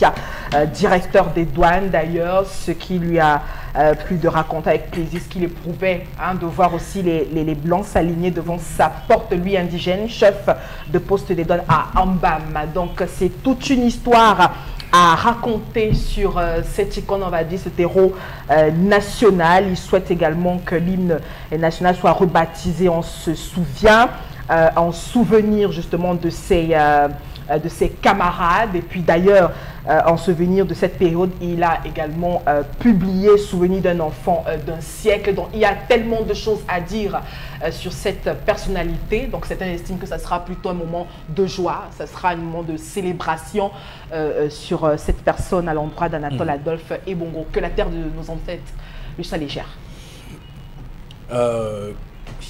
J'ai voulu dire on ne peut que s'en voir devant une telle majesté, majesté au sens propre et noble du terme, par d'abord la longévité exceptionnelle et quasi inhabituelle, parce que dans un contexte où les Camerounais, où l'espérance de vie au Cameroun, vous le savez, est sous la barre des 50, c'est toujours important de voir des personnes qui arrivent à cet âge-là, peut-être aussi parce que voilà, sa vie parle pour lui, la manière avec laquelle il a vécu parle aussi pour lui. Alors Boro Bengan, on parle là d'une icône qu'on devrait célébrer. Absolument. Oui. C'est qu'on ne dit pas souvent. En fait, c'est même des informations qui complètent la visée ou alors l'itinéraire officiel connu de tout le monde. Effectivement, c'était le deuxième Camerounais directeur de douane de 1968 à 72 quand il prend sa retraite. Et il y a une histoire qui tourne autour de sa passation de service. Il passe le service à un monsieur qu'on appelle Baoumi Batende. Bon, il faut le dire aussi, c'est sa fille qui a mis Bapès en prison. Le ministère Bapès en prison pour une journée. Mais bon, il se trouve que M. Baoumi vient, il faut qu'il prenne il a pris le poste, mais le logement de fonction aussi. Mais il a peur, comment dire à un aîné, mais non, et lui qui dit, mais M. Baoumi, c'est vous le directeur. Venez, moi je vous attends pour vous remettre les clés de la maison. Tu dis, mais papa, non, c'est vous. Dans un contexte oui, comme le nôtre. Absolument. L'autre chose, quand il entre à Foulassi, en fait, c'est sa chambre que Nyobe prend. Il cède sa chambre à et à l'époque, bon, Nyobe qui vient d'avoir son certificat de type primaire indigène à Sakbaïmi, bon, il arrive là, il a d'abord été, comme nous tous, moniteur indigène, et avant d'accéder. Ceux qui étaient brillants, moi j'ai jamais été brillant. La preuve, j'ai jamais obtenu le diplôme de moniteur indigène, comme ça qu'on les appelait. Et c'était donc des moniteurs indigènes. Il a cédé sa place à Quand l'année d'après, on dit que est à la tête d'une grève et c'est lui qui vient les conseiller. Alors que lui, quand il sort, il est enseignant dans des écoles protestantes. Donc, et il m'a raconté un jour également. Nous, l'année budgétaire commençait au mois de juillet.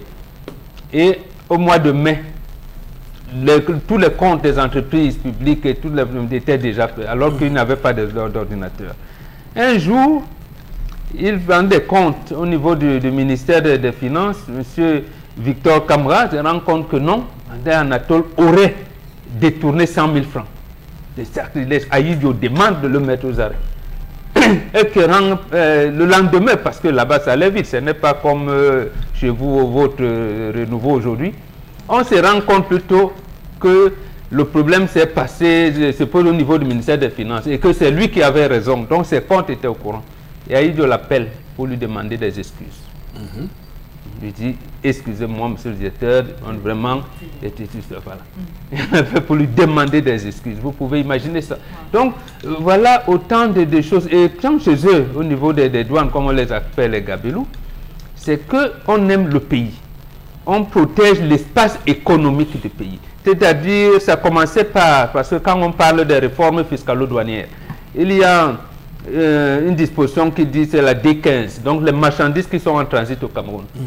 Eux qui n'avaient pas les mêmes commodités aujourd'hui, comment ils faisaient pour convoyer les marchandises qui sont de Port de Douala, qui arrivent au Tchad et en Centrafrique, sans que le camion, quand même que quelqu'un ait à l'idée de les écouler quelque part, et ces marchandises sont en transit, ils vont passer. Mais aujourd'hui, pas des commerçants véreux, ils commandent la marchandise pour ne pas payer la douane au Cameroun. Payer là-bas et arriver quelque part à Yassa, bon, on demande la même marchandise se retrouve sur le marché camerounais. Non seulement Cameroun, mais ici même à Douala où le conteneur est parti. Même pas, j'allais dire à Kaileba ou à Moura ou peut-être même à la frontière avec le Tchad, mais ici même à Douala. Et avec la complicité de beaucoup d'autres même de douaniers. À leur époque, ce n'était pas possible. Ce n'était pas possible parce que la conscience républicaine, l'esprit citoyen prédominait. Donc voilà, monsieur, il meurt. Oui, le souvenir que voilà, vous avez, que vous gardez de Anatole Adolphe Ebongo, mais c'est fort. Et même que je vous coupe pas justement, oui. Le nombre de baptêmes de l'hymne, il m'a proposé, et il a même dit, lors de cinquantenaire de l'indépendance, il a dit qu'il souhaiterait qu'on rebaptise l'hymne du Cameroun la Foulassienne. Un peu comme la Marseillaise en France, la Foulassienne. C'est un symbole, peut-être qu'on va le faire un jour. peut-être que pas sous ce régime, sous un autre régime, on le fera. Et tout ça, c'est un texte. Hein. Il a écrit un texte qu'il a envoyé au chef de l'État. Il l'a transmis. On peut pas, c'est pas un secret. Il l'a transmis à 2 personnes. Oui. Femme Dongo d'abord et Martin Bellinga et Boutou ensuite. Donc, ils ont ce texte, l'ont-ils transmis? Je crois bien. En tout cas, on va dire aussi, c'est une précision, hein, il n'a pas pris part à l'écriture de l'hymne ni la participation à l'hymne. Hein. Non, c'est pas sa promotion. D'accord, absolument. Chalamel, vous, c'est quel souvenir? Que dites-vous? Bon, c'est le souvenir d'un homme déçu. D'un homme déçu? Déçu. C'est-à-dire? De voir le Cameroun s'engouffrer dans un labyrinthe sans fond. Absolument. Et là, il en souffrait. Il ne sait pas, il n'est pas passé par 4 Est-ce qu'il y a un chemins. lien? Est-ce que justement il y a un lien? Excusez-moi, je reviens à vous. Est-ce qu'il y a un lien avec le combat et le profil de la fille qu'il aura au final arrêté courir? Non. Est-ce qu'il y a un lien? Non. Oui. Non. Non, il n'y a pas de lien. Lui, il est resté un fonctionnaire, j'allais dire, petit dans sa fonction là. Oui. Mais il n'est pas carriériste. Il a milité un peu dans ce qu'on leur imposait, mais sans y mettre du sien. Mais comme Camerounais, il a favorisé malheureusement les moyens qui ne militaient pas l'UPC, les pétitions. D'accord. Que les douaniers ont donné à Oumnobe et tout ça. Oui. Mais donc, il n'a pas milité. Il n'a pas été un exemple aussi, pourquoi pas, peut-être aussi à la maison. Exemple, oui, mais j'ai dit la rigueur, c'est un monsieur qui apprenait à tous ses enfants les cours de philosophie qu'ils étaient en classe terminale, notamment cette femme dont vous faites allusion, Henriette. Elle a un baccalauréat philosophique, mais son papa qui a il y a le certificat de type primaire indigène et qui a fait 2 ans à Foulassi, lui a donné les cours, lui expliquait les cours de philosophie de Descartes, de Sartre, de tout ce que vous voulez. Donc, c'est dire. Oui, absolument. C'est dire. Oui, Charles, je reviens à vous, je vous en prie. Je vous ai dit oui. que c'est quelqu'un qui est parti dessus. Déçu. Voilà. Il ne s'imaginait pas le Cameroun à ce niveau. Et je crois qu'il a fait savoir acquis de droit pendant le cinquantenaire. Il n'a pas mâché ses mots pour le dire. À son âge, on ne mâchait pas les mots avec une rigueur et une fermeté. Que voilà là où le Cameroun qu'eux, ils ont laissé, était parti pour être prospère. Mais aujourd'hui, ce qu'il entend. Bon. Il a dit que oui, justement. Il le disait au directeur des douanes respectifs qui venaient lui rendre visite. Non, disons que tous ceux qui passaient par là venaient d'abord le rencontrer. Lui disait, mais qu'est-ce qui se passe? Vous êtes en train d'insulter la douane. Pourquoi vous détournez l'argent du pays? Pourquoi vous vous retrouvez 6 mois après vos diplômes d'inspecteur de douane, vous êtes déjà milliardaire? Ce n'est pas possible. Ça vous vient d'où? Et il est blâmé. Je ne peux pas citer les noms de Alors, Tendance va également dire quelque chose. La mort, c'est même quoi, non, Eric? Moi, je vais dire au patriarche, à grand-père, que son âme repose en paix. Et quand un patriarche meurt comme ça, on ne pleure même pas. Non, on ne pleure pas. On ne pleure pas. Parce que c'est quelqu'un qui a fait son temps. Il a vécu.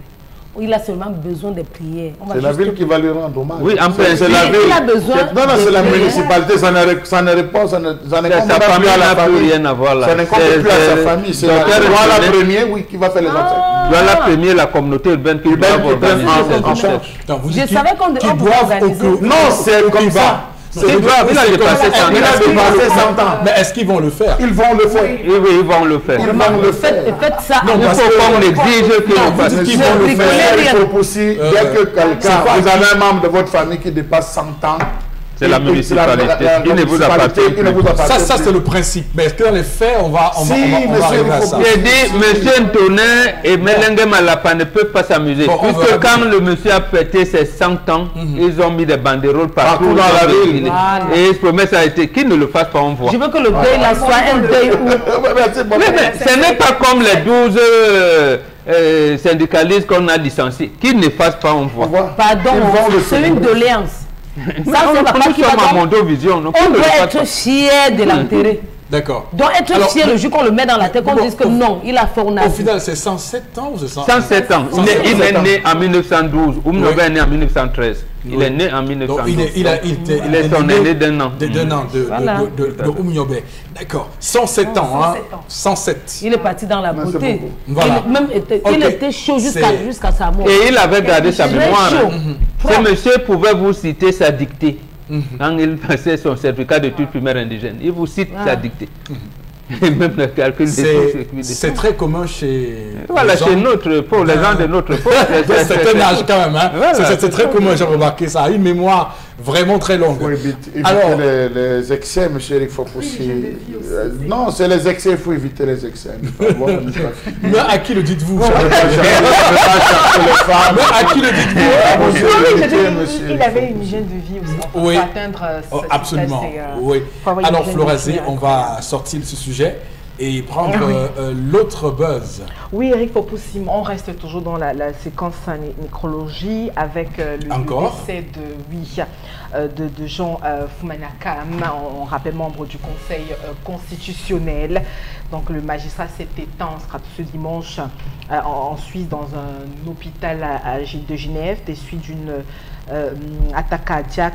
On rappelle que du 9 janvier 1994 au 17 juillet 1980, donc il occupe les fonctions de FG du ministère de la Justice, et puis en juillet 1980 jusqu'en 1983, il est également chancelier de l'université de Yaoundé 1, et puis il occupe également le portefeuille de ministre de l'administration territoriale, conseiller technique à la présidence de la République sur les questions juridiques. On rappelle que c'est quand même un très influent conseiller du président qui s'en va, l'un des artisans également de l'opération Épervier, et également il est nommé le 7 février 2018 membre du Conseil constitutionnel du Cameroun. Encore une perte pour ce week-end, Eric Fopoussi. Alors ici, le ton sera un tout petit peu différent, mais pour dire quoi? Pour dire que c'est vrai qu'on peut reprocher les choses aux gens, mais je vois, et on voit d'ailleurs sur la toile, beaucoup de gens jubilés. Vraiment, ce pays est en train de se perdre. Hein. Les gens jubilent, comme quoi c'est 5 postes qui se libèrent. Bon, vraiment, on veut bien qu'on fasse des railleries, mais il faut avoir du respect. Il faut avoir du respect devant la mort. Il faut avoir du respect, quelles que soient les inimitiés politiques, quels que soient les reproches qu'on peut faire de gérontocratie, de gouvernance et tout ce qu'on peut imaginer. On doit, lorsque la mort survient, avoir du respect devant la mort, et on le voit très bien avec le cas de Jean Fumanakam. C'est le moins que l'on puisse dire, parce que ce qu'on entend au Bengan depuis qu'il est décédé, c'est d'abord l'affaire des cumuls de fonctions. On voit aussi la question de l'évacuation sanitaire. Les gens en profitent pour dire que voilà, c'est toujours les mêmes qu'on envoie en Europe, et que les patients lambda continuent à croupir dans nos hôpitaux parce que n'ayant pas la possibilité eux aussi d'être envoyés en Europe pour se soigner. Donc il y a toutes ces questions-là que soulève cette disparition, ce décès de Jean Fumanakam. C'est regrettable, ou vous pensez que ça rentre dans la logique des choses? Non, c'est regrettable j'allais dire, comment je vais dire ça, de solliciter le décès même de votre bourreau. Oui. Parce que il y a des choses, parmi les choses que la chrétienté a puisé dans la tradition africaine, vous l'avez dit, c'est que face à la mort, on se tait. On doit se taire. Ce n'est pas naturellement par rapport à la personne qui vient de disparaître, mais par rapport à ce qu'on appelle la mort.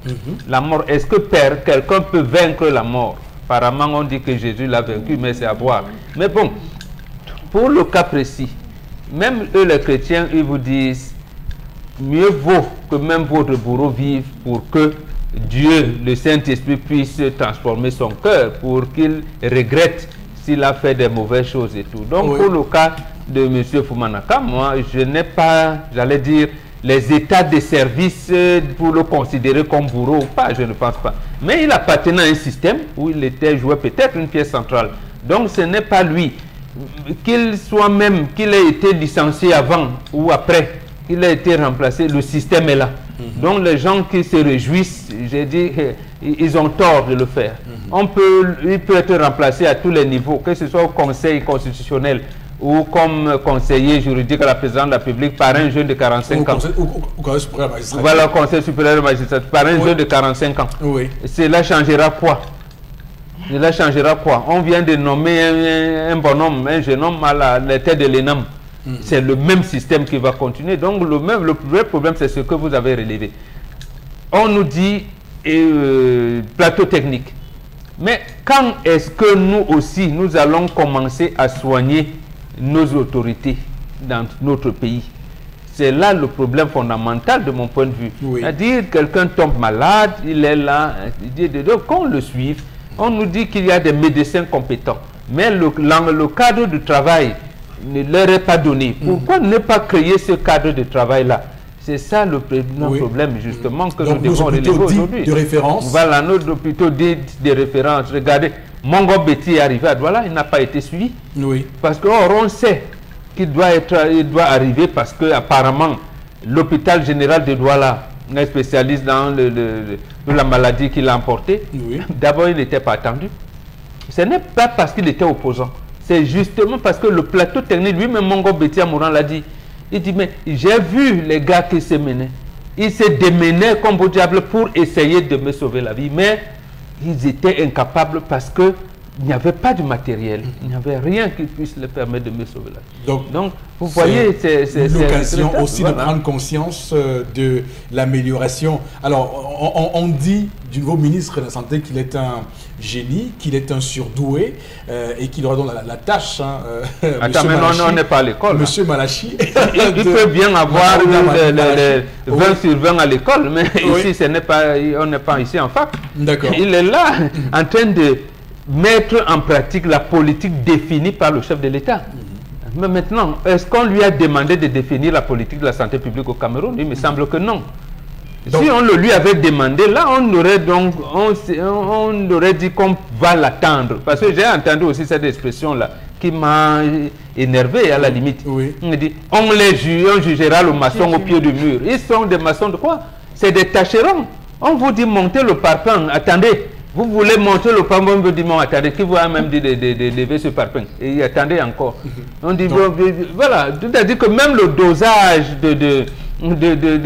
comment je vais dire, du ciment et du sable, du béton, qui doit mettre sur le parpaing, on vous dit non, ce n'est pas comme ça. Donc, on ne peut pas, ils ne sont pas des maçons. Alors, Chalamel, oui, votre lecture à vous. Monsieur, il faut pousser. Sauf qu'à force d'être dans un système, on se croit dessus du système et on se fait rattraper à la fin par les mêmes failles du système qu'on a vu maille à partir avec d'autres. Donc c'est pour dire quoi, monsieur Eric Fopoussi? C'est que pendant longtemps, on nous a dit qu'on avait des hôpitaux de référence. Je reviens là-dessus. Qu'on avait des hôpitaux de référence. Dans plusieurs discours qui ont été dits, on nous a rassuré que la qualité des plateaux techniques était les meilleure. Il aura fallu que André Mamafouda, ministre de son État, ait un petit problème au bras, qu'on nous enseigne qu'il allait se faire opérer dans un hôpital suisse. Monsieur Eric Fopoussi, cela nous renseigne à suffisance que dans référence qu'ils avaient mis, c'était un hôpital à jeter, monsieur Eric Fopoussi. Disons-le très simplement, c'est un hôpital qu'il ne faudrait même pas s'y risquer. Rappelez-vous de ce haut commis de l'État qui choque chez lui une nuit. On l'amène à l'hôpital général. Il arrive à l'hôpital général. Il pose la question que qui est le médecin. On dit, Excellence, c'est votre fils. Il dit, ramenez-moi chez moi. Je préfère aller mourir chez moi. Ramenez-moi chez moi. C'était pas Iruma, c'était... C'était pas une rumeur. Il dit, ramenez-moi chez moi, je préfère aller mourir. C'était pas une rumeur. Parce qu'ils savent qu'ils ont un système de nul. N'ayons pas peur de dire que c'est un système de nul. Ou bien, monsieur, ou bien il sait comment son fils a fait pour être médecin. Voilà. Oui, ça. Faux diplôme. Non, faveur. Monsieur, il faut pousser. Nous avons été au lycée Leclerc. Nous avons été dans... On connaît comment ces fils-là travaillaient. On connaît comment ces fils-là travaillaient. Pas tous, certains. mettez votre secteur. Ne faites pas de au Cameroun, il y a les qui sont riches. Mettez votre secteur. Allez voir ce qui se passe à l'Arcel. Allez voir ce qui est en train de se passer à la CNPS. Ce que les nouveaux nommés sont en train de faire. Vous allez comprendre que ces fils-là, donc monsieur, il faut poursuivre. Voici le système dans lequel nous sommes. Donc je crois, et je suis d'avis désormais que ceux qui sont appelés à conseiller vont vraiment bien conseiller monsieur le Fopussi. Parce que, allez voir, faites un tour à la Quintini. Ça ne va pas. Comment se fait-il que c'est le taxi qui vient chercher quelqu'un pour l'amener aller faire des examens dans un laboratoire? Parce que le plateau technique est défaillant. Et que le ministre, l'ex-ministre qu'on a enlevé, est venu m'assurer en disant que j'ai visité, tout est OK. Non, mais arrêtons un peu. OK, d'accord. C'est de beaux discours dans ce pays. D'accord, c'est compris, Charles. On va, Florence, c'est terminé avec vous. Alors, on va rester avec cette rumeur qui fait, cette information qui fait le buzz. Déjà, sur la mort, le décès du préfet des Hauts-Plateaux. Donc, l'information est partagée. Félix Bilonougou, donc qui est donc décédé. Non, je veux dire la rumeur sur les véritables circonstances de sa mort. Alors, le communiqué est officiel, dit ceci, c'est suite à un malaise. On l'a précisé sans aucune... Enfin, le communiqué est clair du cabinet du gouverneur de la région de l'Ouest est clair. Mais une rumeur qui circule sur la toile comme quoi ce dernier, donc cet administrateur civil, donc aurait trouvé la mort dans une chambre de passe à Bandjoun en compagnie d'une jeune fille. C'est ce que la rumeur qui circule sur la toile, en tout cas, ce qui pose donc plusieurs interrogations. De quoi est-il mort véritablement? En tout cas, on s'en tient pour l'heure à ce communiqué officiel. Charlemagne, ne me regardez pas comme ça. Non, je vous regarde. C'est encore un autre fonctionnaire, un autre administrateur qui tombe.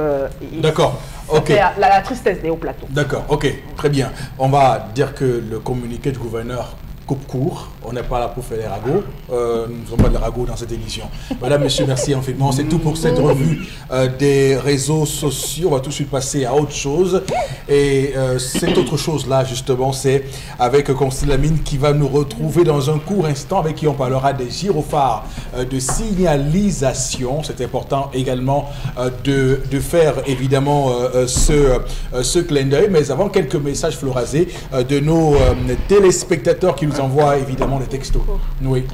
Alors, il y a Prince Sangon qui dit que dans notre arrondissement de Tcheboa, c'est un véritable trésor, ce muni d'une carte nationale d'identité. C'est devenu même un business pour les agents de la police. Voilà, c'est Prince qui témoigne pour nous ce matin. Merci pour ce témoignage. Tcheboa. Oui, c'est très très intéressant.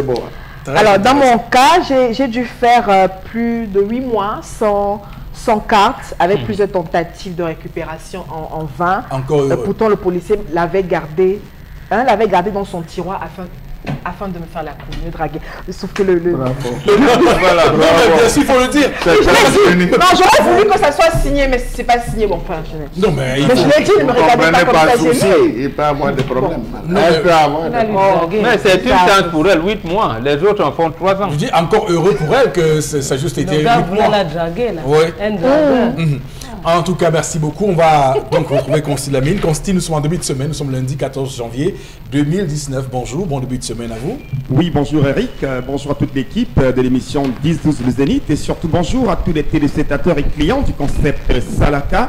Alors nous commençons cette journée d'aujourd'hui avec la vente des gyrophares de signalisation. C'est pour parler sécurité routière, c'est pour parler prévention routière avec le concept Salaka. Alors chers téléspectateurs, c'est donc cet appareil qui vous permettra aujourd'hui d'être à l'abri de certains accidents. C'est bel et bien le gyrophare de signalisation. Alors c'est quoi un gyrophare de signalisation? C'est un appareil minuscule qui s'utilise en cas de détresse dans la nuit. Imaginez, vous êtes en plein carrefour, vous êtes en plein axe lourd, quelle que soit la ville, quel que soit le pays, vous êtes en plein axe lourd et vous avez une panne mécanique, une panne électrique ou alors une panne de carburant, voire même bien entendu votre roue qui a des problèmes. Alors n'hésitez surtout pas, en utilisant le gyrophare de signalisation, vous êtes à l'abri du risque. Vous êtes à l'abri des accidents parce que le gyrophare de signalisation, une fois qu'il est fixé, que ce soit à l'avant ou à l'arrière de votre véhicule, il permet de signaler à plus de 300 mètres qu'il y a un véhicule qui est garé quelque part dans les environs. Ainsi, on pourra ralentir et on pourra voir votre véhicule et ça va vous éviter les accidents. Voilà donc quelques avantages liés à l'utilisation de ce gyrophare de signalisation que voici, un appareil important, un appareil indispensable pour tous ceux qui sont titulaires d'une voiture, que ce soit les entreprises, que ce soit les sapeurs-pompiers, les commissaires, les gendarmes, les particuliers, les commerçants. Tout le monde devrait avoir un gyrophare de signalisation. Il est important de l'avoir. Oui, il permet de signaler en cas de détresse.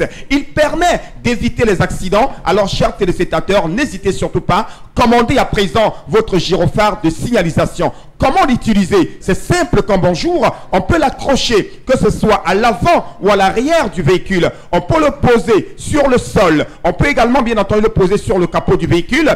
Une fois posé, il pourra alerter à plus de 300 mètres que vous êtes en détresse. Alors le prix, vous le connaissez déjà, je vous le rappelle. Je rappelle que le prix officiel de ce gyrophare de signalisation est de 6 000 francs. C'est donc le prix officiel. Nous sommes en pleine campagne de lancement. Nous sommes en pleine campagne de vulgarisation. Nous voulons permettre à tout un chacun d'avoir un gyrophare de signalisation. Telle est la mission première du concept Salaka, raison pour laquelle nous allons permettre à tous ceux-là qui vont le commander tout au long de ce mois de bénéficier d'une réduction de 1 000 francs. Oui, vous l'achèterez à 5 000 au lieu de 6 000 francs. Le prix officiel est de 6 000. Mais dans le cadre de la présentation, de la vulgarisation de ce gyrophare de signalisation, nous vous permettons de l'avoir à 5 000 francs seulement. Et il est disponible au magasin 1001 tapis. C'est à Douala, au Cameroun, en face du Palais d'Ika, à l'entrée de la rue Mermoz. Et n'oubliez pas également que ceux qui sont hors de la ville de Douala et qui veulent avoir leur gyrophare de signalisation, que ce soit du côté de Yaoundé, de Garoua, de Ngolmandouka, c'est simple comme bonjour. Vous appellerez tout simplement à nos numéros de téléphone et vous serez livré grâce à nos agents de livraison. Mesdames, Mesdemoiselles, Messieurs, comme dirait quelqu'un, mieux vaut tard que jamais. La prévention, elle est très importante. Également, n'oubliez pas, évitez les accidents, évitez les catastrophes. Achetez votre gyrophare de signalisation. Ça apportera un plus dans votre sécurité routière. Merci Constilamine, très heureux chaque fois que vous êtes sur ce plateau, rassurez-vous. On va poursuivre le programme de ce matin, madame, monsieur, avec interpellation. On prend l'élément tourné par Cédric Chouna. Nous sommes de retour juste après pour les commentaires sur le plateau. À tout de suite. Nous n'avons plus besoin de tout importer dans notre pays. Nous pensons que nous-mêmes, jeunes Camerounais, nous pouvons créer. Je ne sais pas ce qui est de si difficile pour un jeune ingénieur de penser qu'on ne peut pas monter les motos sur place au Cameroun. Quand nous importons les motos en 2019, nous importons encore les motos. On importe encore les vis. On importe encore les cuidants au Cameroun. Ce n'est pas normal.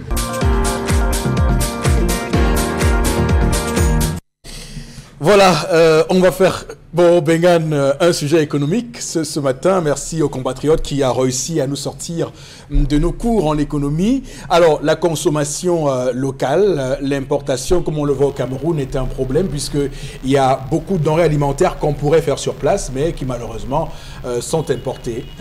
Quel est votre verdict sur cette situation? Non, c'est un constat. Oui. En fait, c'est un constat qu'on ne devrait pas condamner le Cameroun seul. Mais on ne va condamner le Cameroun que parce que le Cameroun veut faire cavalier seul. Oui. Les APE, par exemple, il allait les signer seul. Pourquoi je le dis? Parce que dans ce qu'on appelle consensus de Washington, et que le chef de l'État dénonce les orientations de la mondialisation, le 7e point parle de, comment je veux dire, de la suppression des taxes douanières dans nos pays. Mais si vous supprimez les taxes douanières, vous laissez que les entrées soient de telle porosité, comme vous n'allez plus rien contrôler. Or, la douane doit protéger l'espace économique de son pays. Donc, pour ça, il a raison. Mais quel argument, quel élément nous avons pour maintenir cette production? Il faut donc actionner la production locale. La production locale. Mais notre chef de l'État a peur. S'il actionne la production locale, il sera frappé. Maintenant, le peu de production qu'il y ait, Préservez-les, alors on ne dit pas. Vous voyez ce qu'il y a avec la piperie. Dernièrement, on vous a dit que la piperie n'entrera pas bonne chose. Mais a-t-il les moyens de faire développer l'industrie textile locale? Est-ce que vous qui faites industrie d'habillement et tout ça, on va aller vous faire des commandes est-ce que les gens vont laisser la friperie pour venir coudre les habits? Je ne prends que prendre des mesures incitatives pour permettre aux Camerounais de consommer local sur le plan de l'habillement. C'est toutes ces questions qui restent donc en suspens. Il va falloir les résoudre pour que le Cameroun puisse au moins quand même réduire le déficit de sa balance commerciale. Alors que dans le cas de la CEMAC seulement, on pouvait même élargir à la CEAC, dont les 10 pays. Ils peuvent dire aux Américains, mais chers amis, vous protégez votre pays. N'importe quel produit ne peut pas entrer dans le sol américain. Nous aussi, voici un ordre. Vous n'entrez pas chez nous n'importe comment. Voilà. Par exemple, on peut même imposer tous ces étrangers qui viennent créer des entreprises ici, on leur dit, oui, vous aurez au moins 30% des cadres doivent être des nationaux. D'accord. Et que les sous-traitances doivent être locales. Voilà. Et donc, voilà, j'écoutais encore un économiste qui parlait de la production locale, de l'augmentation de la production locale et qui serait donc le préalable pour sortir du franc CFA, puisque le franc CFA serait beaucoup trop forte pour soutenir notre production locale, un peu comme fait le Nigeria. Le Nigeria a sa propre monnaie et cette monnaie-là est soutenue par une forte production locale. Donc, pour créer un marché local, Paul Kamouni a proposé ça au chef de l'État. En lui disant il faut signer les accords de partenariat économique avec le Nigeria. Par exemple, parce que c'est un marché de 150 millions d'habitants, c'est énorme. Le Cameroun pourrait tirer grand profit des échanges avec le Nigeria. Ce qui n'est pas le cas pour l'instant. Madame, monsieur, c'est tout pour Interpellation de ce matin. On bascule pour aller retrouver la Lifan Cup. À tout de suite. Wonderful chez Grand Bazar. Grand Bazar lance l'opération Un citoyen, un tricycle Lifan de 3 roues ou 5 roues à partir de 999 900 francs CFA. Découvrez son moteur 200cc très puissant avec réducteur, sa faible consommation de carburant, sa carrosserie solide et spacieuse qui lui permet de supporter jusqu'à 2000 kg de charge et de transporter jusqu'à 126 casiers de bière en un seul tour. Ce n'est pas tout. Dès l'achat de votre tricycle Lifan, Grand Bazar vous offre de nombreux bonus gratuitement, avec en plus l'opportunité de participer à une grande tombola qui vous permettra de gagner instantanément plein de lots surprises ou un autre tricycle Lifan. Alors, ne ratez pas cette opportunité unique chez Grand Bazar. Les tricycles Lifan chez Grand Bazar, c'est une garantie de 6 mois ou 6000 km de parcours, la disponibilité des pièces de rechange d'origine à moindre coût et un service après-vente 24 heures sur 24 assuré par des techniciens chevronnés. La direction générale Grand Bazar est située à Douala, feu rouge Bessengue. Contact commercial 243 17 63 10. Avec les tricycles Lifan chez Grand Bazar, enjoy Lifan, enjoy life. Et pour en parler, Henri Tambo nous a rejoint, c'est le responsable marketing et communication de chez Grand Bazar. Bonjour mon très cher. Bonjour Eric, bonjour à l'équipe du Zénith 10-12, bonjour à tous les fans de la Lifan Cup. Alors, on va dire demi-finale, tout feu, tout flamme, samedi dernier. Oui, samedi dernier, c'était étincelant au stade Sikam. On a assisté à 2 demi-finales très relevées, mais à la grande surprise, très grande surprise, les 2 équipes de vétérans engagés dans cette compétition sont qualifiées pour la finale de l'Ifan Cameroun 2018.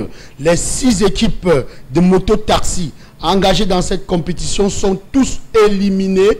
Pourtant, ils étaient donnés favoris. Les équipes de vétérans étaient présentées dans cette Lifan Cup comme les partage points. Et voilà, au fur et à mesure, autant pour moi, que la compétition avançait, ils prenaient du goût. Et voilà, 2 équipes de vétérans.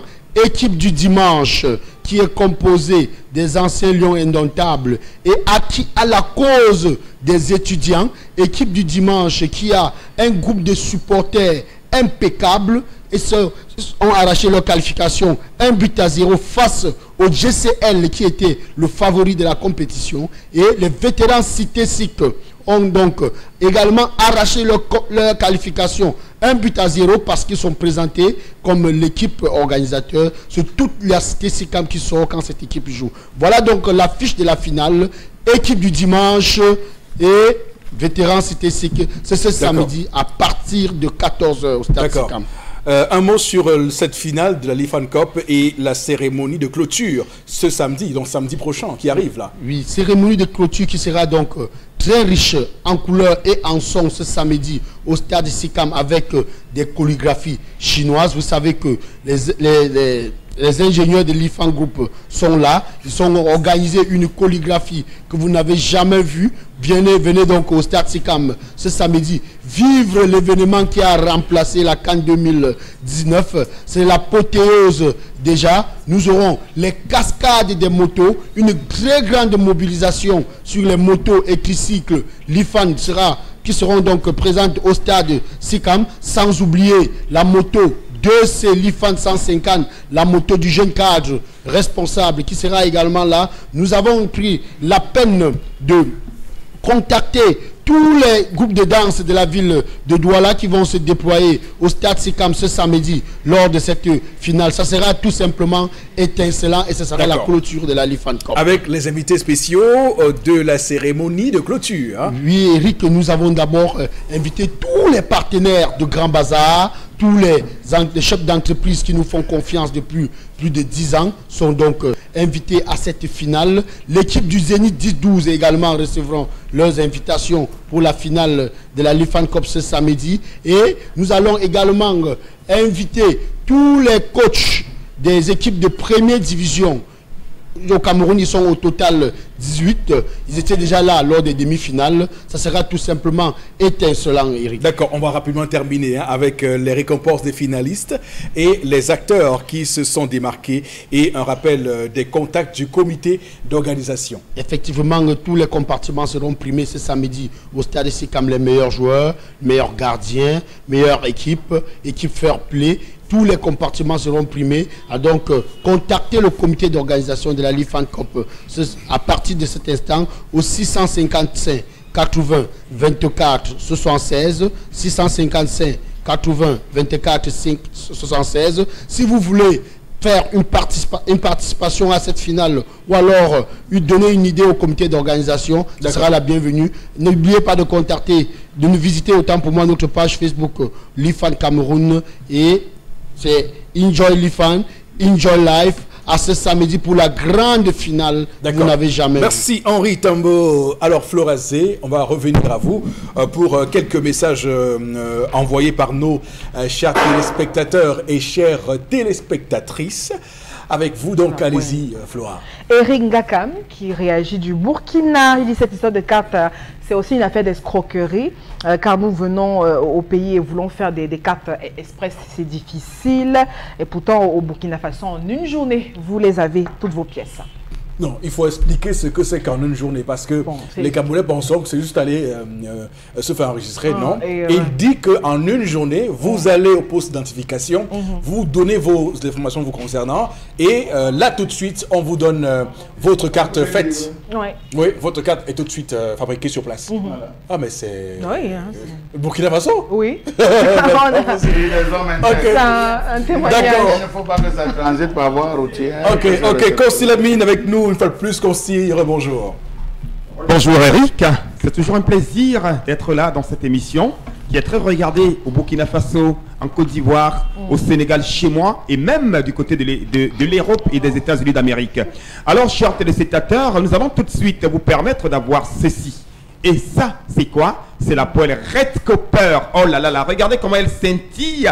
Regardez l'intérieur. Oh là là là là là là là là. Elle donne tout simplement l'envie de la voir à la maison, de la voir dans un restaurant, de la voir bien dans un hôtel pour nos amis maîtres d'hôtel. C'est donc l'occasion plus que jamais d'avoir une poêle de qualité supérieure à la maison. Une poêle qui ne colle pas, une poêle qui est spacieuse, une poêle qui est durable, une poêle dont on n'a pas besoin d'utiliser assez d'huile pour faire ses fritures. C'est bel et bien la poêle Red Copper. Retenez bien sûr le nom, c'est une poêle d'origine américaine. Elle est solide, elle est arrosée de plusieurs années de garantie. Cette poêle Red Copper que vous retrouverez au prix de 14 000 francs au magasin 1001 tapis en face du Palais d'Ika à l'entrée de la rue Mermoz.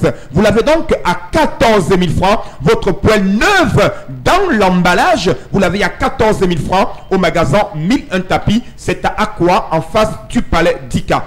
À côté, bien sûr, de la poêle Red Copper, on a également un autre élément de cuisine. Ah oui, c'est un élément qui assure la sécurité de nos doigts. C'est un élément qui facilite bel et bien la manipulation des aliments qui sont en pleine cuisson. Imaginez un seul instant, on est en train de préparer le miandor. On a besoin de sortir un miandor pour voir si c'est déjà cuit. Que d'utiliser, bien sûr, c'est-à-dire que d'utiliser, c'est-à-dire les doigts, ou alors de prendre je ne sais pas quoi. Avec les super gants, vous êtes à l'abri des brûlures. Vous les avez donc à 5000 au magasin 1001 tapis. Cette paire de gants de qualité supérieure. Alors ceux des téléspectateurs qui ont besoin de l'ensemble des deux éléments de cuisine, notamment la poêle Red Copper et la paire de gants, vous débourserez tout simplement la somme de 16 500 francs, soit une réduction de 2500 francs. Je dis bien, l'ensemble de la poêle et de la paire de gants, vous l'avez à 16 500 francs au magasin 1001 tapis. Et je rappelle à tous les téléspectateurs, le tout n'est pas d'acheter une poêle. Le tout n'est pas de faire des fritures, mais le tout, c'est d'avoir une poêle de qualité, une poêle durable, une poêle qui ne colle pas, une poêle dont on n'a pas besoin d'utiliser assez d'huile. C'est bel et bien la poêle Red Copper que vous avez au magasin 1001 tapis au prix de 14 000 francs, ou alors l'ensemble des deux, notamment la poêle et les gants, vous les avez à 16 500 francs. Alors ceux des téléspectateurs qui sont hors de la ville de Douala et qui ont besoin d'une livraison, ne vous inquiétez surtout pas. Appelez le concept Salaka, passez vos commandes et vous serez livré directement sans se déplacer. Merci beaucoup de faire confiance au concept Salaka et merci de choisir les poêles Red Copper et les gants de cuisine Super Gants. Alors, merci beaucoup, Consil Lamine. On va terminer cette émission avec, évidemment, pour éclaircir un malentendu, même si ce qui se dit sur les réseaux sociaux sur Félix Bilonogou, le préfet de Haut-Plateau, est vrai. Le métier recommande que l'on respecte la dignité humaine. Donc, il faut qu'on soit clair là-dessus. Oui, non. On doit respecter la dignité humaine, même si ce qui a été dit. Ce qui est les morts, il est vraiment. D'accord. Il est mort parce qu'il aimait beaucoup. Pardon, vous dites? C'est ce que vous dites? Oui, fait quoi? Même si ce qui est dit sur les réseaux sociaux est vrai. Ah, d'accord. On doit respecter la dignité humaine, c'est cela faire ce métier. Voilà. Merci beaucoup, madame, messieurs, d'avoir été là ce matin. On va se retrouver demain 10h. Restez avec nous sur Equinox Télévision. Que Dieu bénisse le Cameroun.